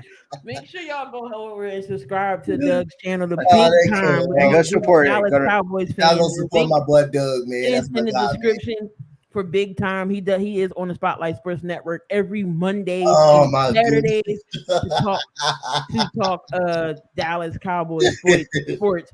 But he is a big Laker fan, and I can just imagine what Eric's feeling right now. I think Eric don't care about the Lakers right now. But no, my friend posted. He said the Lakers are so sorry that apology is no longer accepted. Oh man, Kobe, God damn it. I feel bad for Kobe, who's rolling in his grave at this point. God damn it. The Lakers team is just a retirement home for players who can't win no titles anymore without the help from their rookies. And look what happens when the people leave the Lakers, like Alonzo Ball, Alex Caruso, Kyle Kuzma, like Brandon Ingram, Josh Ingram. Hart. Shit, that's like, come on. They were stupid for letting BI go. Oh my God, I know they regretting it. Pretty much. I mean, he's one of them I wanted in the draft. So I mean, until we got stuck with you know who, but that's all. And we got stuck with you know who and fucking Furcon. Stupid. God. But we stuck with Furk. We stuck. Like he's like a Turkish heart attack. I cringe every time I get the ball. I cringe, but we got to move on to the NBA for a little bit. That we have time left here, and of course, we got to talk about LeBron again. But y'all want to do NBA or y'all want to do fact or fiction? Hey. Let's do fact or fiction. I want fact or fiction. There you go. God damn it, hey, look. If the Lakers I don't think that's gonna work. Nah, because what? I think too. Like, I mean, God, if someone knows how to bring out the Westphalian and Will Smith, I think somebody should. All right. So, with the fact or fiction, we got the Jags will win 6 games this year. Is that fact or is that fiction? I'm going to say fact because I think with some of them, Grant. I mean, they did overpay for Christian Kirk, but I think he's still a good receiver. Brandon Sheriff is pretty good too. I think that he got them got him a reasonable deal. I mean, we got Doug Peterson. Let's be real, a very underappreciated coach. I mean, obviously coached for us. Granted, obviously was a scapegoat, but I do think the Jags have. I think, in my opinion, I do think they have gotten better this past free agency. We still got. I think this team can. I say they can win 5. I say between 5 to 6 games. If on a good day, if they want to have a good season, at least improvement wise, I think 7 is going to be their highest as it stands before they get better as years go on. Because you do not want to waste the arm of Trevor Lawrence at all. Because as a Clemson fan, because if you do that, I'm going to be super pissed. For that, what they went out there and did, got Christian Kirk, who's overpaid, but like I say, I'm not faulting the Jaguars from going out there and making stuff happen. They did make a lot of stuff happen. But for all you brung in, and you mean to tell me you don't win goddamn 6 games? I'm on the Jaguars' neck all year long. I'm going to be on their little burn. I'm going to be on their helmet and all year long. Travis Etienne comes back too. If y'all don't win 6 games, all these moves that they made, I'm on their neck. So I'm going with fan. I think they can win 6 games. I think they're going to win over 6 games. We're not going to talk about the Will Smith situation. I think Twitter did enough of that. So did TikTok too. Right. So we're not going to do that. No, I definitely can see the Jags winning 6 games. I'm going to go fact here. And I no excuses. They're not going to take who everybody thinks they're going to take. They're going to go offensive line. Because I think one offensive line with their first pick, so you might get that Evan Neal. I was about to say Evan Neal, or hell, even fucking Charles Cross if you're lucky. Because I think Charles Cross might have some first round potential. They say you get fired if you don't. And that's the thing too. And that's the thing with Trent Baalke. I do think and I talked to a handful of 49ers fans. Like, he has missed on a lot of good draft picks during his tenure with San Francisco. So who knows if he's going to fuck up with them on the number 1 overall pick. AEW, the land of AEW. Green Bay wins the division. Yes, but I do think they're going to find a way to fall short in the playoffs. Fact. They got nobody. Who else they got over there? I mean, Devontae Adams left, Scantling left. Like, who the hell else? They got some of these no-name scrubs on the. Who knows if Jair is coming back? I don't think he's coming back. So I mean, it's going to be fact, but they're going to find a way to fall short in the playoffs. I'll say that. I'm going to go fact. I don't trust Minnesota. They will seem like a team that can win the division, but I can't trust Minnesota. So I'm going to go fact. Green Bay will win the division as long as they have number 12. I will say fact. I'm not trusting in Minnesota. I'm not putting my trust in Minnesota. Aaron Rodgers makes wide receivers better. No name, just like Brady. You never heard of these receivers before, but He knows how to make them good. So somehow they get in the news with them. So yeah, I think I'm gonna go. I'm gonna go Green Bay as well. And when this season come up, I swear for beans, I'm not picking Minnesota. And the thing in the pick'ems, I'm not picking Minnesota. I'm not picking Minnesota because every time I pick Minnesota, they always find a way to fuck up. they always mess me up. And Hey, I don't it's the pick same them thing with the anyway. Raiders and the fucking Eagles. Ridiculous, freaking Minnesota. What Damien got to say? Oh, of course he's going to say fiction.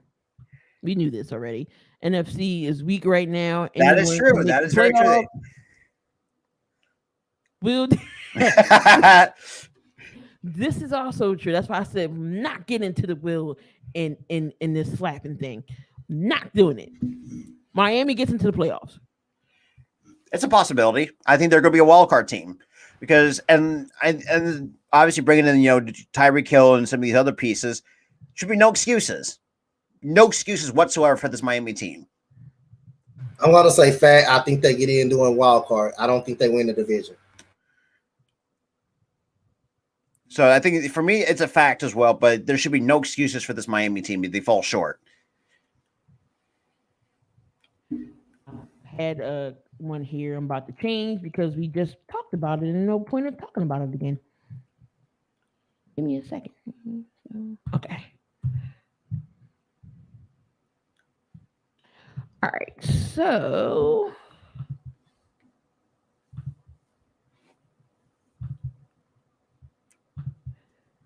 Rams go back to back. Back to back divisions or back to back Super Bowls? Super Bowl. Ooh. I'm going to say fact because I don't think they're going to lose that much. They know how to. It's just like, but then again, who knows if Sean McVay is going to be the coach of the Rams because he has kind of teased retirement. So I mean, and obviously they brought back Stafford on a 4-year deal. It's just losing Von Miller on the linebacker side of things. It may hurt a little bit, but I do think they're going to get back to there. But it's like I'm 50-50. I was like 50-50 with them because I feel like they're going to want to fall. No, not falling short, but they're going to hit that roadblock on the way to the Super Bowl, probably in like the championship round. I feel like that's going to be they're going to be it's a roadblock for them because when Von Miller joined the Rams, like he was one of the impact players. I mean, he still got Aaron Donald. I mean, he's still on the defensive end. So I mean, it's not going to hurt much, but I do think for me, it's 50-50. So it's like I'm going with NA at this point. Pulling your move, Donte. I had to pull a Donte because it's like it's tough. It's going to be tough with this Rams team. I plead the fifth. I'm going because like it's kind of tough. 1 minute I want Tom Brady back. Tom Brady back is a deciding factor to me, and they're gonna have the team to get back in the same position. He's a free agent, so due to the NFC being so weak. They're definitely winning the division. I'm not taking that away from them. But then you got San Francisco. You got Tom Brady. And who else you will count? I think Devontae Adams will be missed by the Packers. I think the Packers will just win the division, make the playoffs. I don't think they will be good enough to make it back to where they up. So I'm up and down. It is 50-50. So I'm going to plead the fifth and go NA. We got 2 NA. The Pelicans will be a playoff team. Fiction. I think that'll be a play-in game team. A play-in team, but they're going to fall short. Yeah, I have to go fiction on that. I don't think that will be a playoff team. And who knows? And the fact that Zion's not healthy. I mean, CJ McCollum has been pretty good for them. It's just whatever's going on with Zion. It's like it's kind of feel like it's a little bit of a distraction to the Pelicans. So it's going to be like it's a huge fiction because this team is a huge question mark. Yo, Dallas about to hit 80 points in the second quarter. Oh, no. It's 79-53 with 45 seconds left to halftime. They still got to play 2 more quarters. It's a done. I would not be surprised if Denver or Dallas puts up 170 on the Lakers because that's how I see that game is going to be going. That's just ridiculous.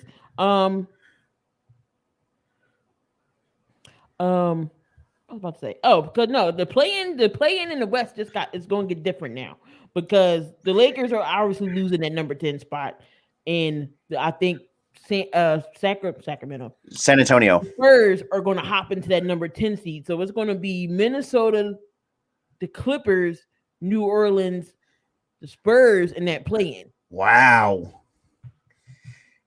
And I think the Spurs have the tiebreaker. I think they do because I seen the Lakers Spurs beat them twice. I know for sure. Me and Eric did one stream when they blew them out by 30.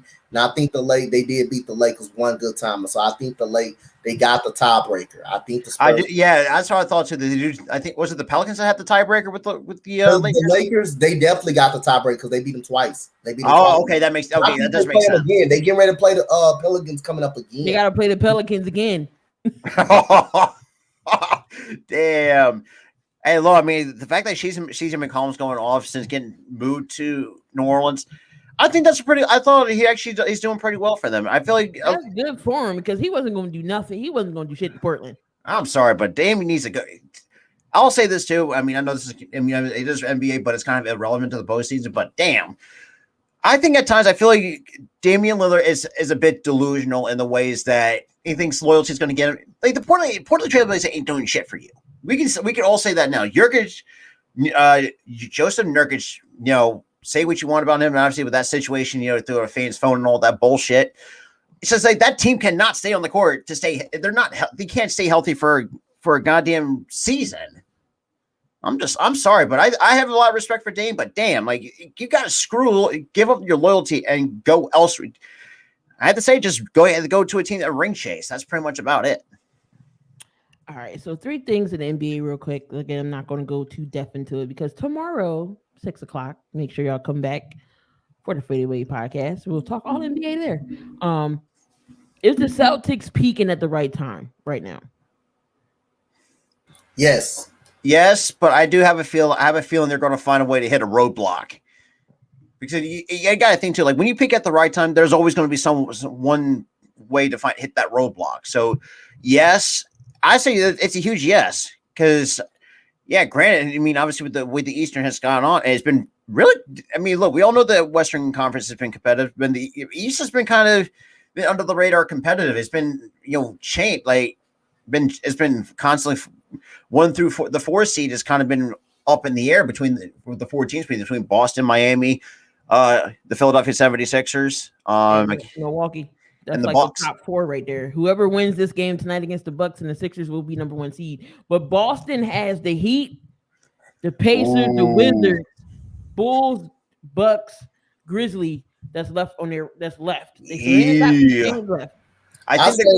I say Boston peaking at the right time because you want to be playing your best basketball before playoffs. So I say they peaking at the right time at this time. You don't want to be struggling going into right to the playoffs. You want to carry that momentum going into the playoffs. So that's why I say they peaking at the right time. And I'll say this too. I think what's going to hurt Boston is the loss of Robert Williams III on that torn meniscus. I think it was a meniscus, right, or an ACL.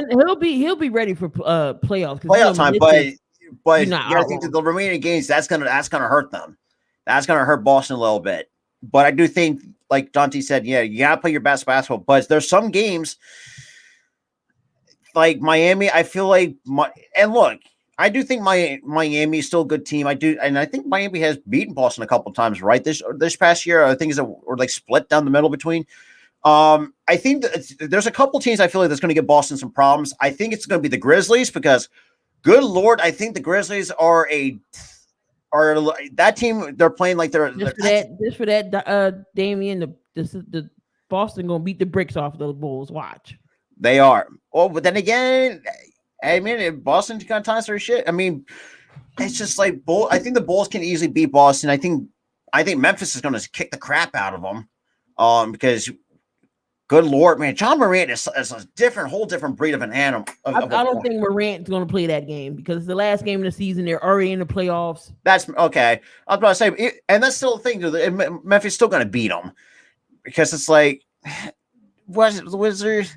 For me, I feel like the Wizards, I feel like they're going to get their ass whooped by Boston because they're okay. They're just not the best team as it stands. But I do think they have peaked at the right time, but there's some, like Miami. I think Chicago might give them a good game. I think, and then Memphis, even though I think they might be resting, even though they're going to be resting Ja, they're still going to find. I think, and me and Key can speak for this from experience. Like they know how to put up points without John Morant, so we can say that. So the thing with Washington, remember in the beginning of the season, we was like, "Wow, Washington's hard. Oh my gosh, they're coming off hot. They is flat out horrible now. Bradley Bill's injured. They didn't trade it Dinwiddie and Bartans. They falling apart."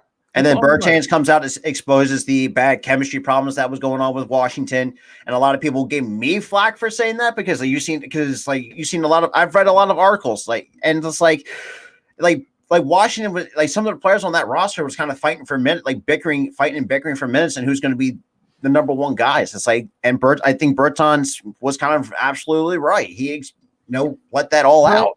They both are flourishing over there in Dallas, so I mean, Dinwiddie's got 2 back-to-back game winners during his time. Dinwiddie's playing good over there, over there in Dallas. So yeah, how many points? Hold on. Speaking of Dallas, how many points he got? Oh, jeez. Oh, he only got 7. But Luka got 25. Martin's got 11. It's 82-56 at halftime. Yikes! Sheesh. They're gonna score 100 points in the third quarter. So should the Lakers just shut down LeBron? Just say screw it. Just say screw it. Pretty much. At this point, I think San Antonio.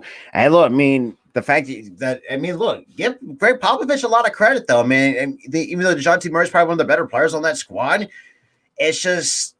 And we all know that Popovich knows how to get the job done. Yeah, granted, they're going to take the 10th spot away from the Los Angeles Lakers, so that says a lot of how resilient the San Antonio Spurs is. Yeah, granted, where they're sitting, I think the Lakers are just going to pretty much shut down everybody pretty much at this point because this is so bad. It's just so bad. Oh, I feel bad for Doug though. I really. We're gonna go visit Doug in rehab. Shut down LeBron. It looked like they're already doing that, but like I say again, you're in a tie. If you consider it in the play-in game and trying to make the playoffs, you don't shut them down. But it depends on what they're trying to do. Depends on what they're actually trying to do. They're in the tie. They would be probably out of the play-in game if the season started today. So they will probably be out of the playoffs all around. But again. It depends on what the Lakers kind of want to do. If they want to go ahead and sit him, or if they want to contend for the playoffs until Anthony Davis comes back, then they don't need to put him out. They don't need to close him down. They need to keep playing him. Depends on if they're serious about getting into the playoffs and making a playoff push. That definitely. If they want to try to get to play in, and if Anthony Davis come back, which I don't think he is anytime soon. Mr. Glassman, I think they need to. Mr. Glassman, ski bada. I'm sorry. Stupid. I think they need to consider maybe trading AD. You'll definitely get an overhaul for him. They'd also get a whole. And then the fact they're still stuck with Westbrook. AD's coming back this week. Interesting. And then maybe I'll make the play in if AD comes back. Y'all may be able to make that play-in tournament, but who knows if one played. But we're gonna have to wait and see. But if we all know how Anthony Davis' injury history goes, so it does. Look. Granted, he does have an injury history, but AD is. Say what you want about his injury history, but I do think AD as a player has some sort of an impact. It's just like he's good, but he's not. To what if he could stay healthy? Because it's like when he's healthy, I think he's a great player when he's healthy. But when he gets hurt, it's just like his injury history kind of takes over. It's just like it's 2-2. It's 2-2 between San Antonio and LA. They both split tiebreaker. Now is who got the better conference record? Who plays better in the conference? Okay. Ooh, wow. So San Antonio got to keep winning. That's just crazy. Like I would have never thought the Lakers would be this bad. Oh, Burns says, "Oh, Jesus Christ!" Ooh, wow. Wow. Almost a $50 million player option? Jesus Christ. I don't know. Rather wait and I see. think if AD goes and it's just Westbrook and LeBron, Westbrook San may Antonio get on the better. tiebreaker. My bad. San Antonio on the tiebreaker. They got a way better conference record than the Lakers. They're way better in conference. The Spurs are 21-24 in conference. The Lakers are only 16-28 in conference. Wow. So yeah, the Spurs gonna be in that spot. Then they got a way better conference record. That's crazy. That's insane. But we're going to move on to baseball just for a little, not too big in baseball. Any news? So All I know is I'm looking forward to see what Nick Castellanos is just looking for some mash in the baseball. That's all I care about. Donte, your Tigers are Astros. not What time? starting. They're not starting. My bad. Your Astros. My bad. I'm sorry. Your Astros are not going to start Verlander in the opener. How you feel about that?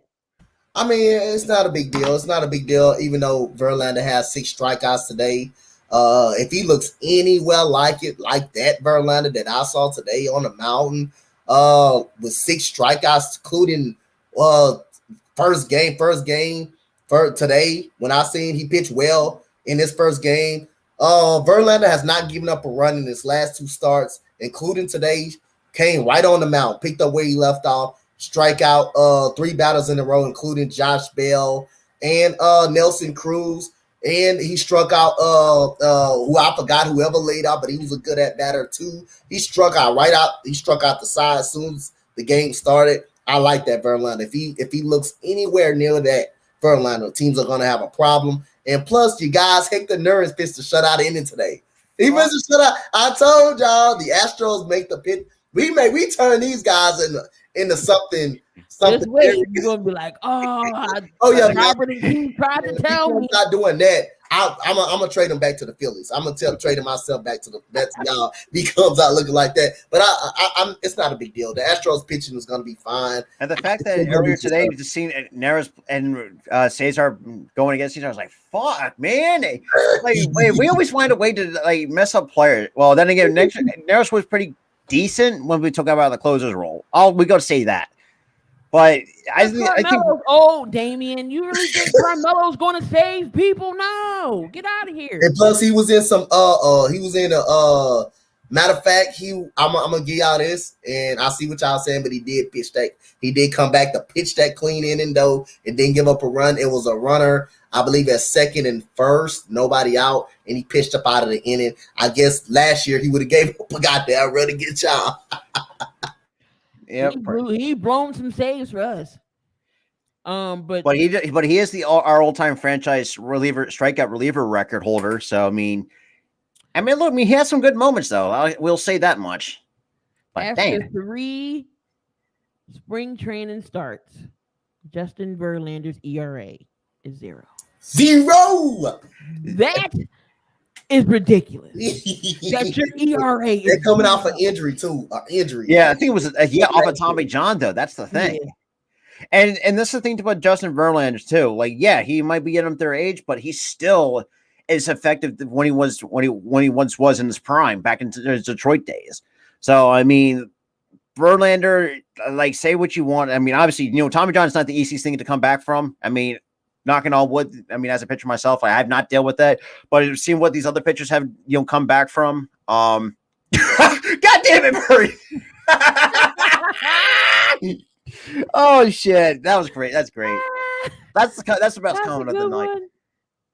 But I mean, we see. I mean, I think Verlander has shown, like, it's not easy to come back from it, but I mean, I think Noah Syndergaard needs to learn how to take lessons of how to stay healthy.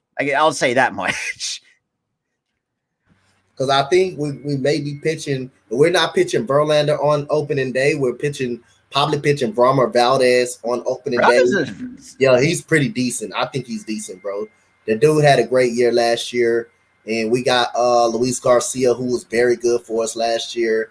And yeah, man, so we got a good starting rotation. Even though if he doesn't start, he may get the ball at some point in that series or next series. So I see what Dusty Baker trying to do It's really be careful with him. But like I say, man, I can tell you this: Jeremy Pena, the Astros' #1 rated prospect at shortstop, looks phenomenal at the plate. I can tell you that much.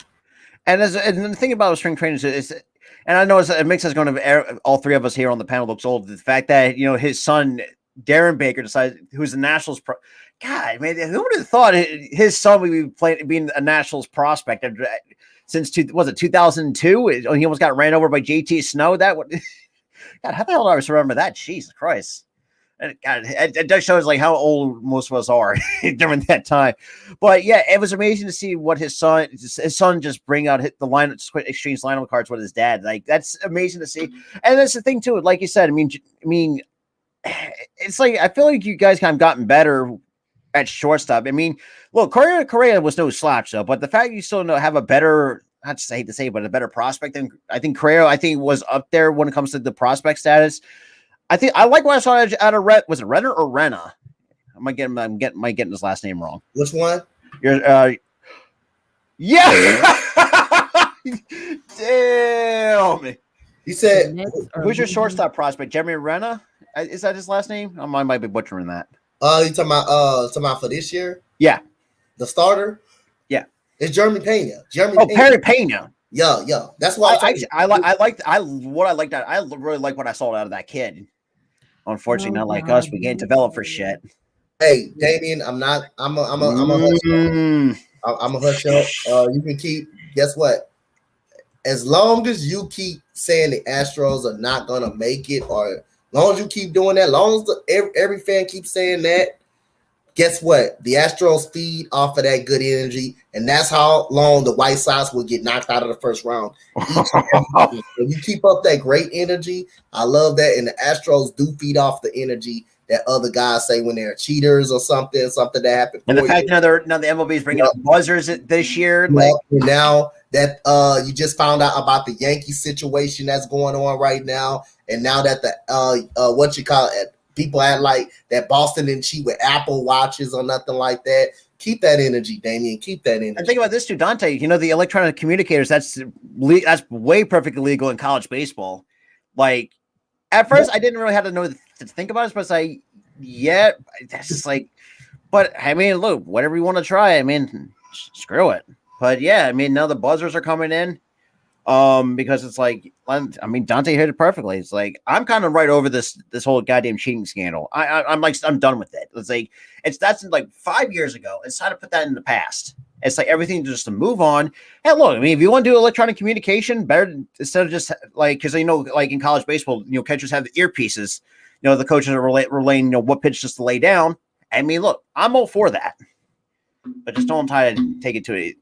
Extent, but that's just all I gotta say. Yeah, a lot of people said that we weren't gonna make it back. Well, 3 out of the last 5 years, the Astros back right in the same spot. So better team to develop than us. I can say that for right. Goddamn White Sox, we're damn sure better than him. So it looks like Luis Avino is gonna miss his next start. They moved it to Saturday. What Severino?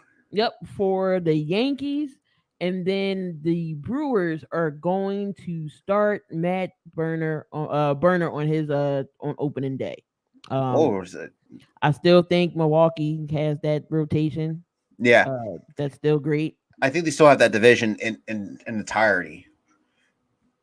Yep. So God, it's just Cy Young winner Corbin Burns will get start for the Brewers. All I can say is like, yeah, congrats to him getting the Cy Young, but it's against the Cubs. But I know, but I do think I'll say this too. I think the Cubs have gotten better. I think they have gotten better offensively because now adding Seiya Suzuki to that lineup.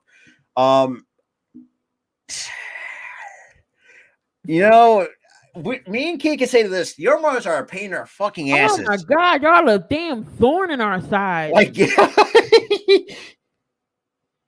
Freaking Sandy. Sandy Alcantara. Cooking.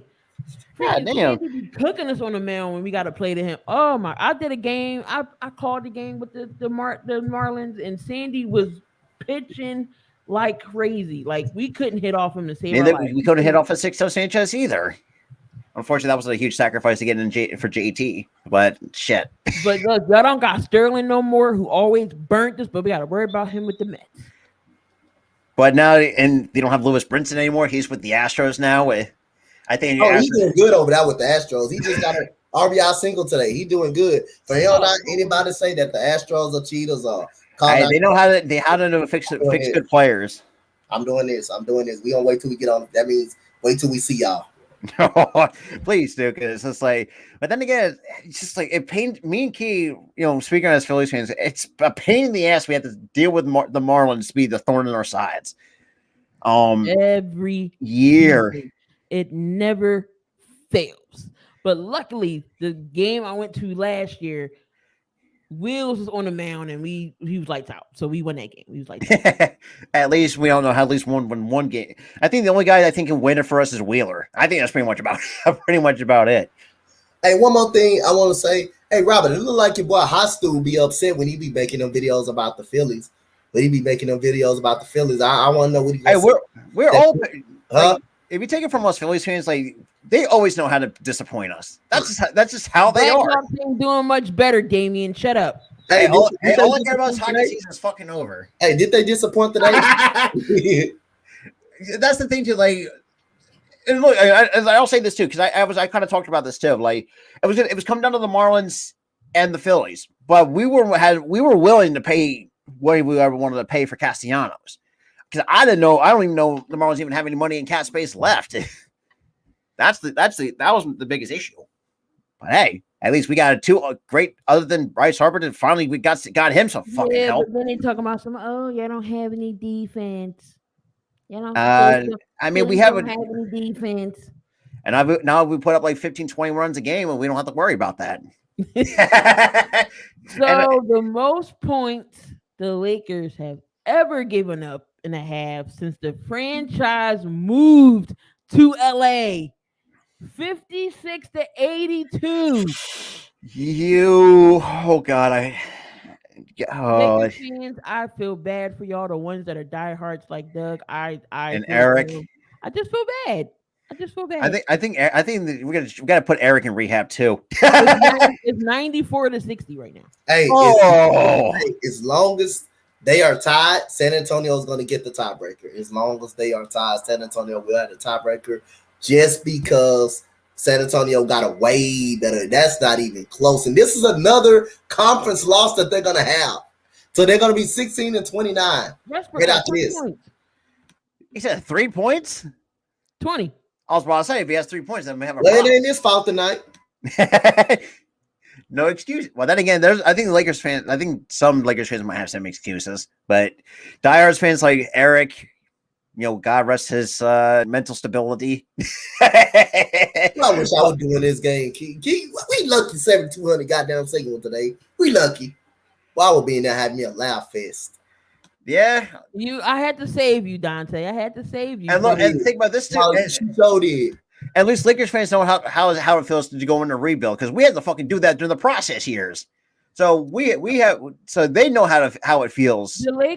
All the Lakers need to do is develop their damn players. They get rid of them for stars.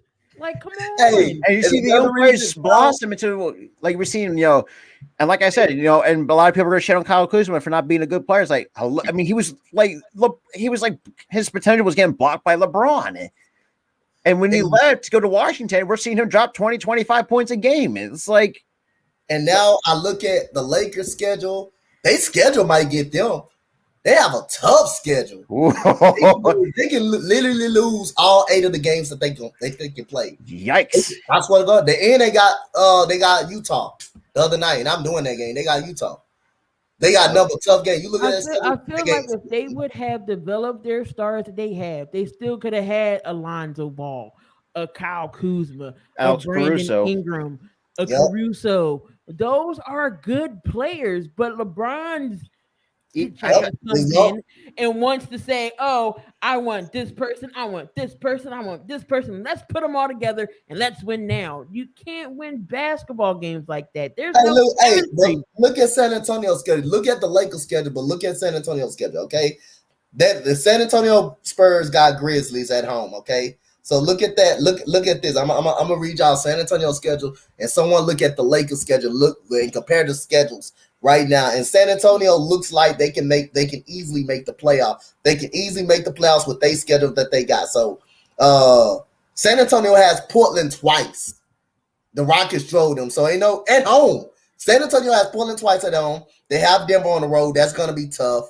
They have Minnesota on the road. That's gonna be tough.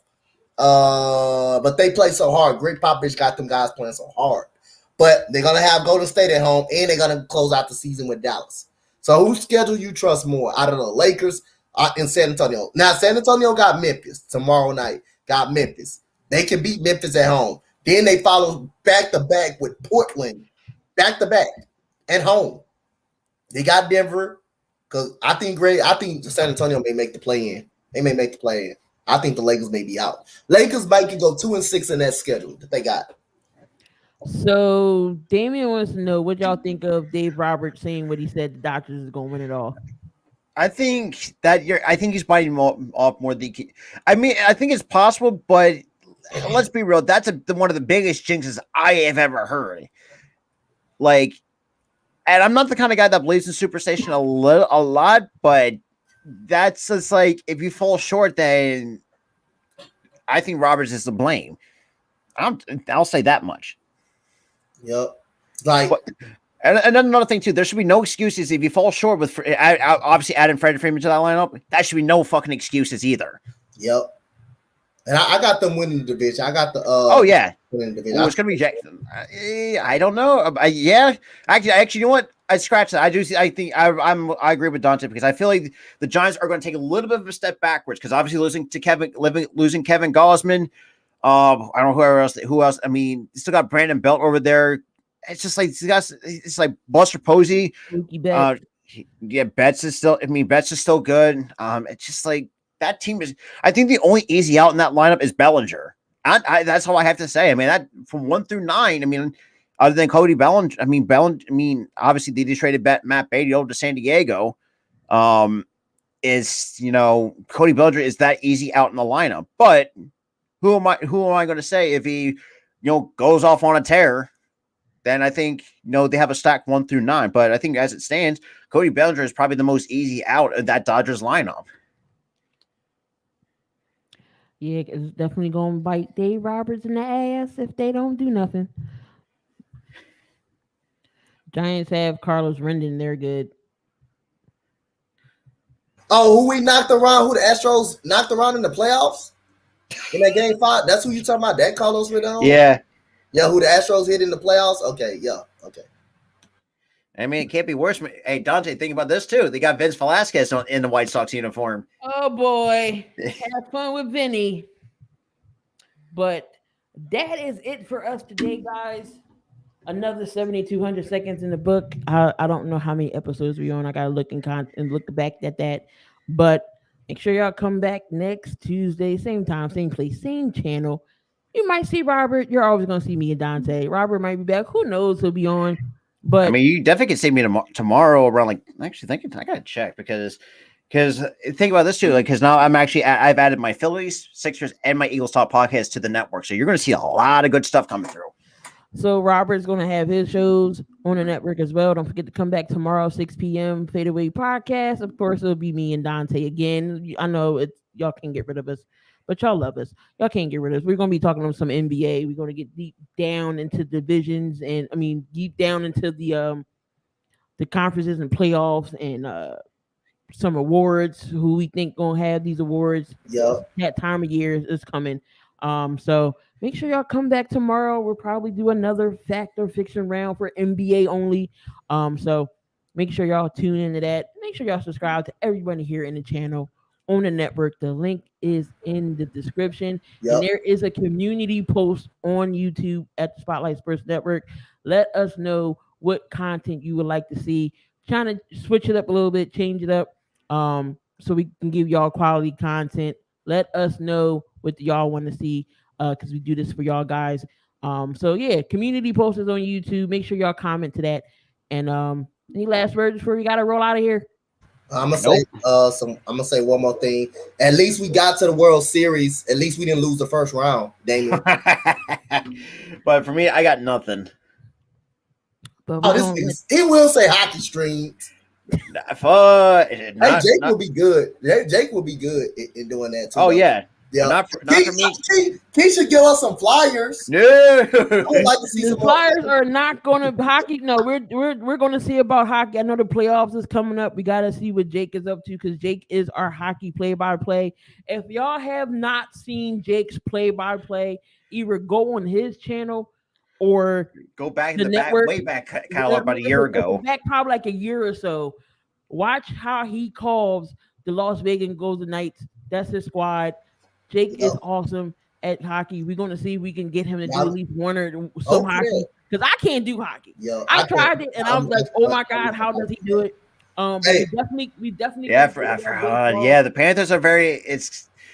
I'll say this is going to be. It's weird to see Claude Giroux and the Panthers. Y'all got my guy. Y'all got my guy, Burn. Y'all have my guy. All I care about is our Flyers kicking the crap out of the Golden Knights to piss off Jake. So that's all I'm happy about. Hey, for real though, y'all let us know what y'all want to see. Oh, absolutely. Plays, right now. So put it in. So again, in the comment section. On a community post, make sure y'all comment what y'all want to see. Again, we're going to be bringing y'all some baseball content as well. Sunday night baseball on Donte or Robert, whoever collabs. Definitely be bringing. And I'm bringing my other co-host in, my good buddy Tyler Coleman. So he's going to be a new co-host for the Between the Lines podcast. I'm going to try to do some games. I know I am. I know Robert's doing the whole Dodger series job. Late night games. Doing a lot of Astros. Absolutely. I'm going to mix it up, though. I'm not going to always do Astros. Oh, yeah. That's very true. Yankees, Red Sox, White Sox, Cubs, I'm gonna definitely do some Astros too. You gotta whatever the Sunday night game is gonna be Dante's gonna do that. I think Dante's gonna do some lot of play-by-plays. But yeah, and the same for me. Like I'll do like the MLB games, and take a look at my channel. I've been doing some great college baseball games as well. So thank God for ESPN Plus to come soon. Arcu said, damn. Already. But yeah, so again, make sure y'all go to that community post and just comment on what y'all want to see. Again, we trying to give y'all great content, trying to make this channel grow. What's going on? What's going on, y'all? So again, we about to get out of here. Come back on the Spotlight Sports streams. Donte will be doing the late night game. Which game are you doing again?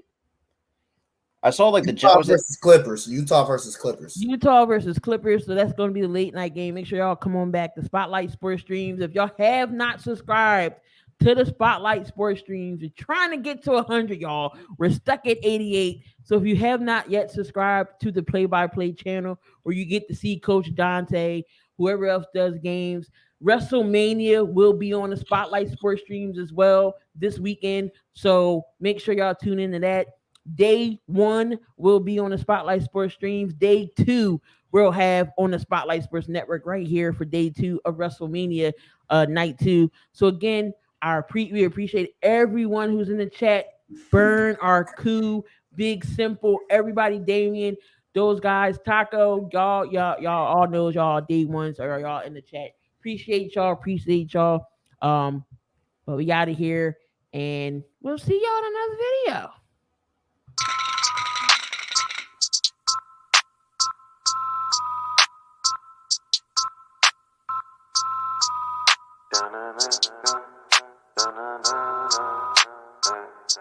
I heard they want the news. Well, we got it just for you. What's your team? Who your player? Who your crew? I heard they want the news. The spotlight is on you, and if you in the hot seat, it's times 2. I heard they want the news. Yeah, come tune in to the crew, but we got the hook up just like black and blue. I heard they want the news. Spotlight Sports, what it do? Hit subscribe and that like button too. I heard they want the news.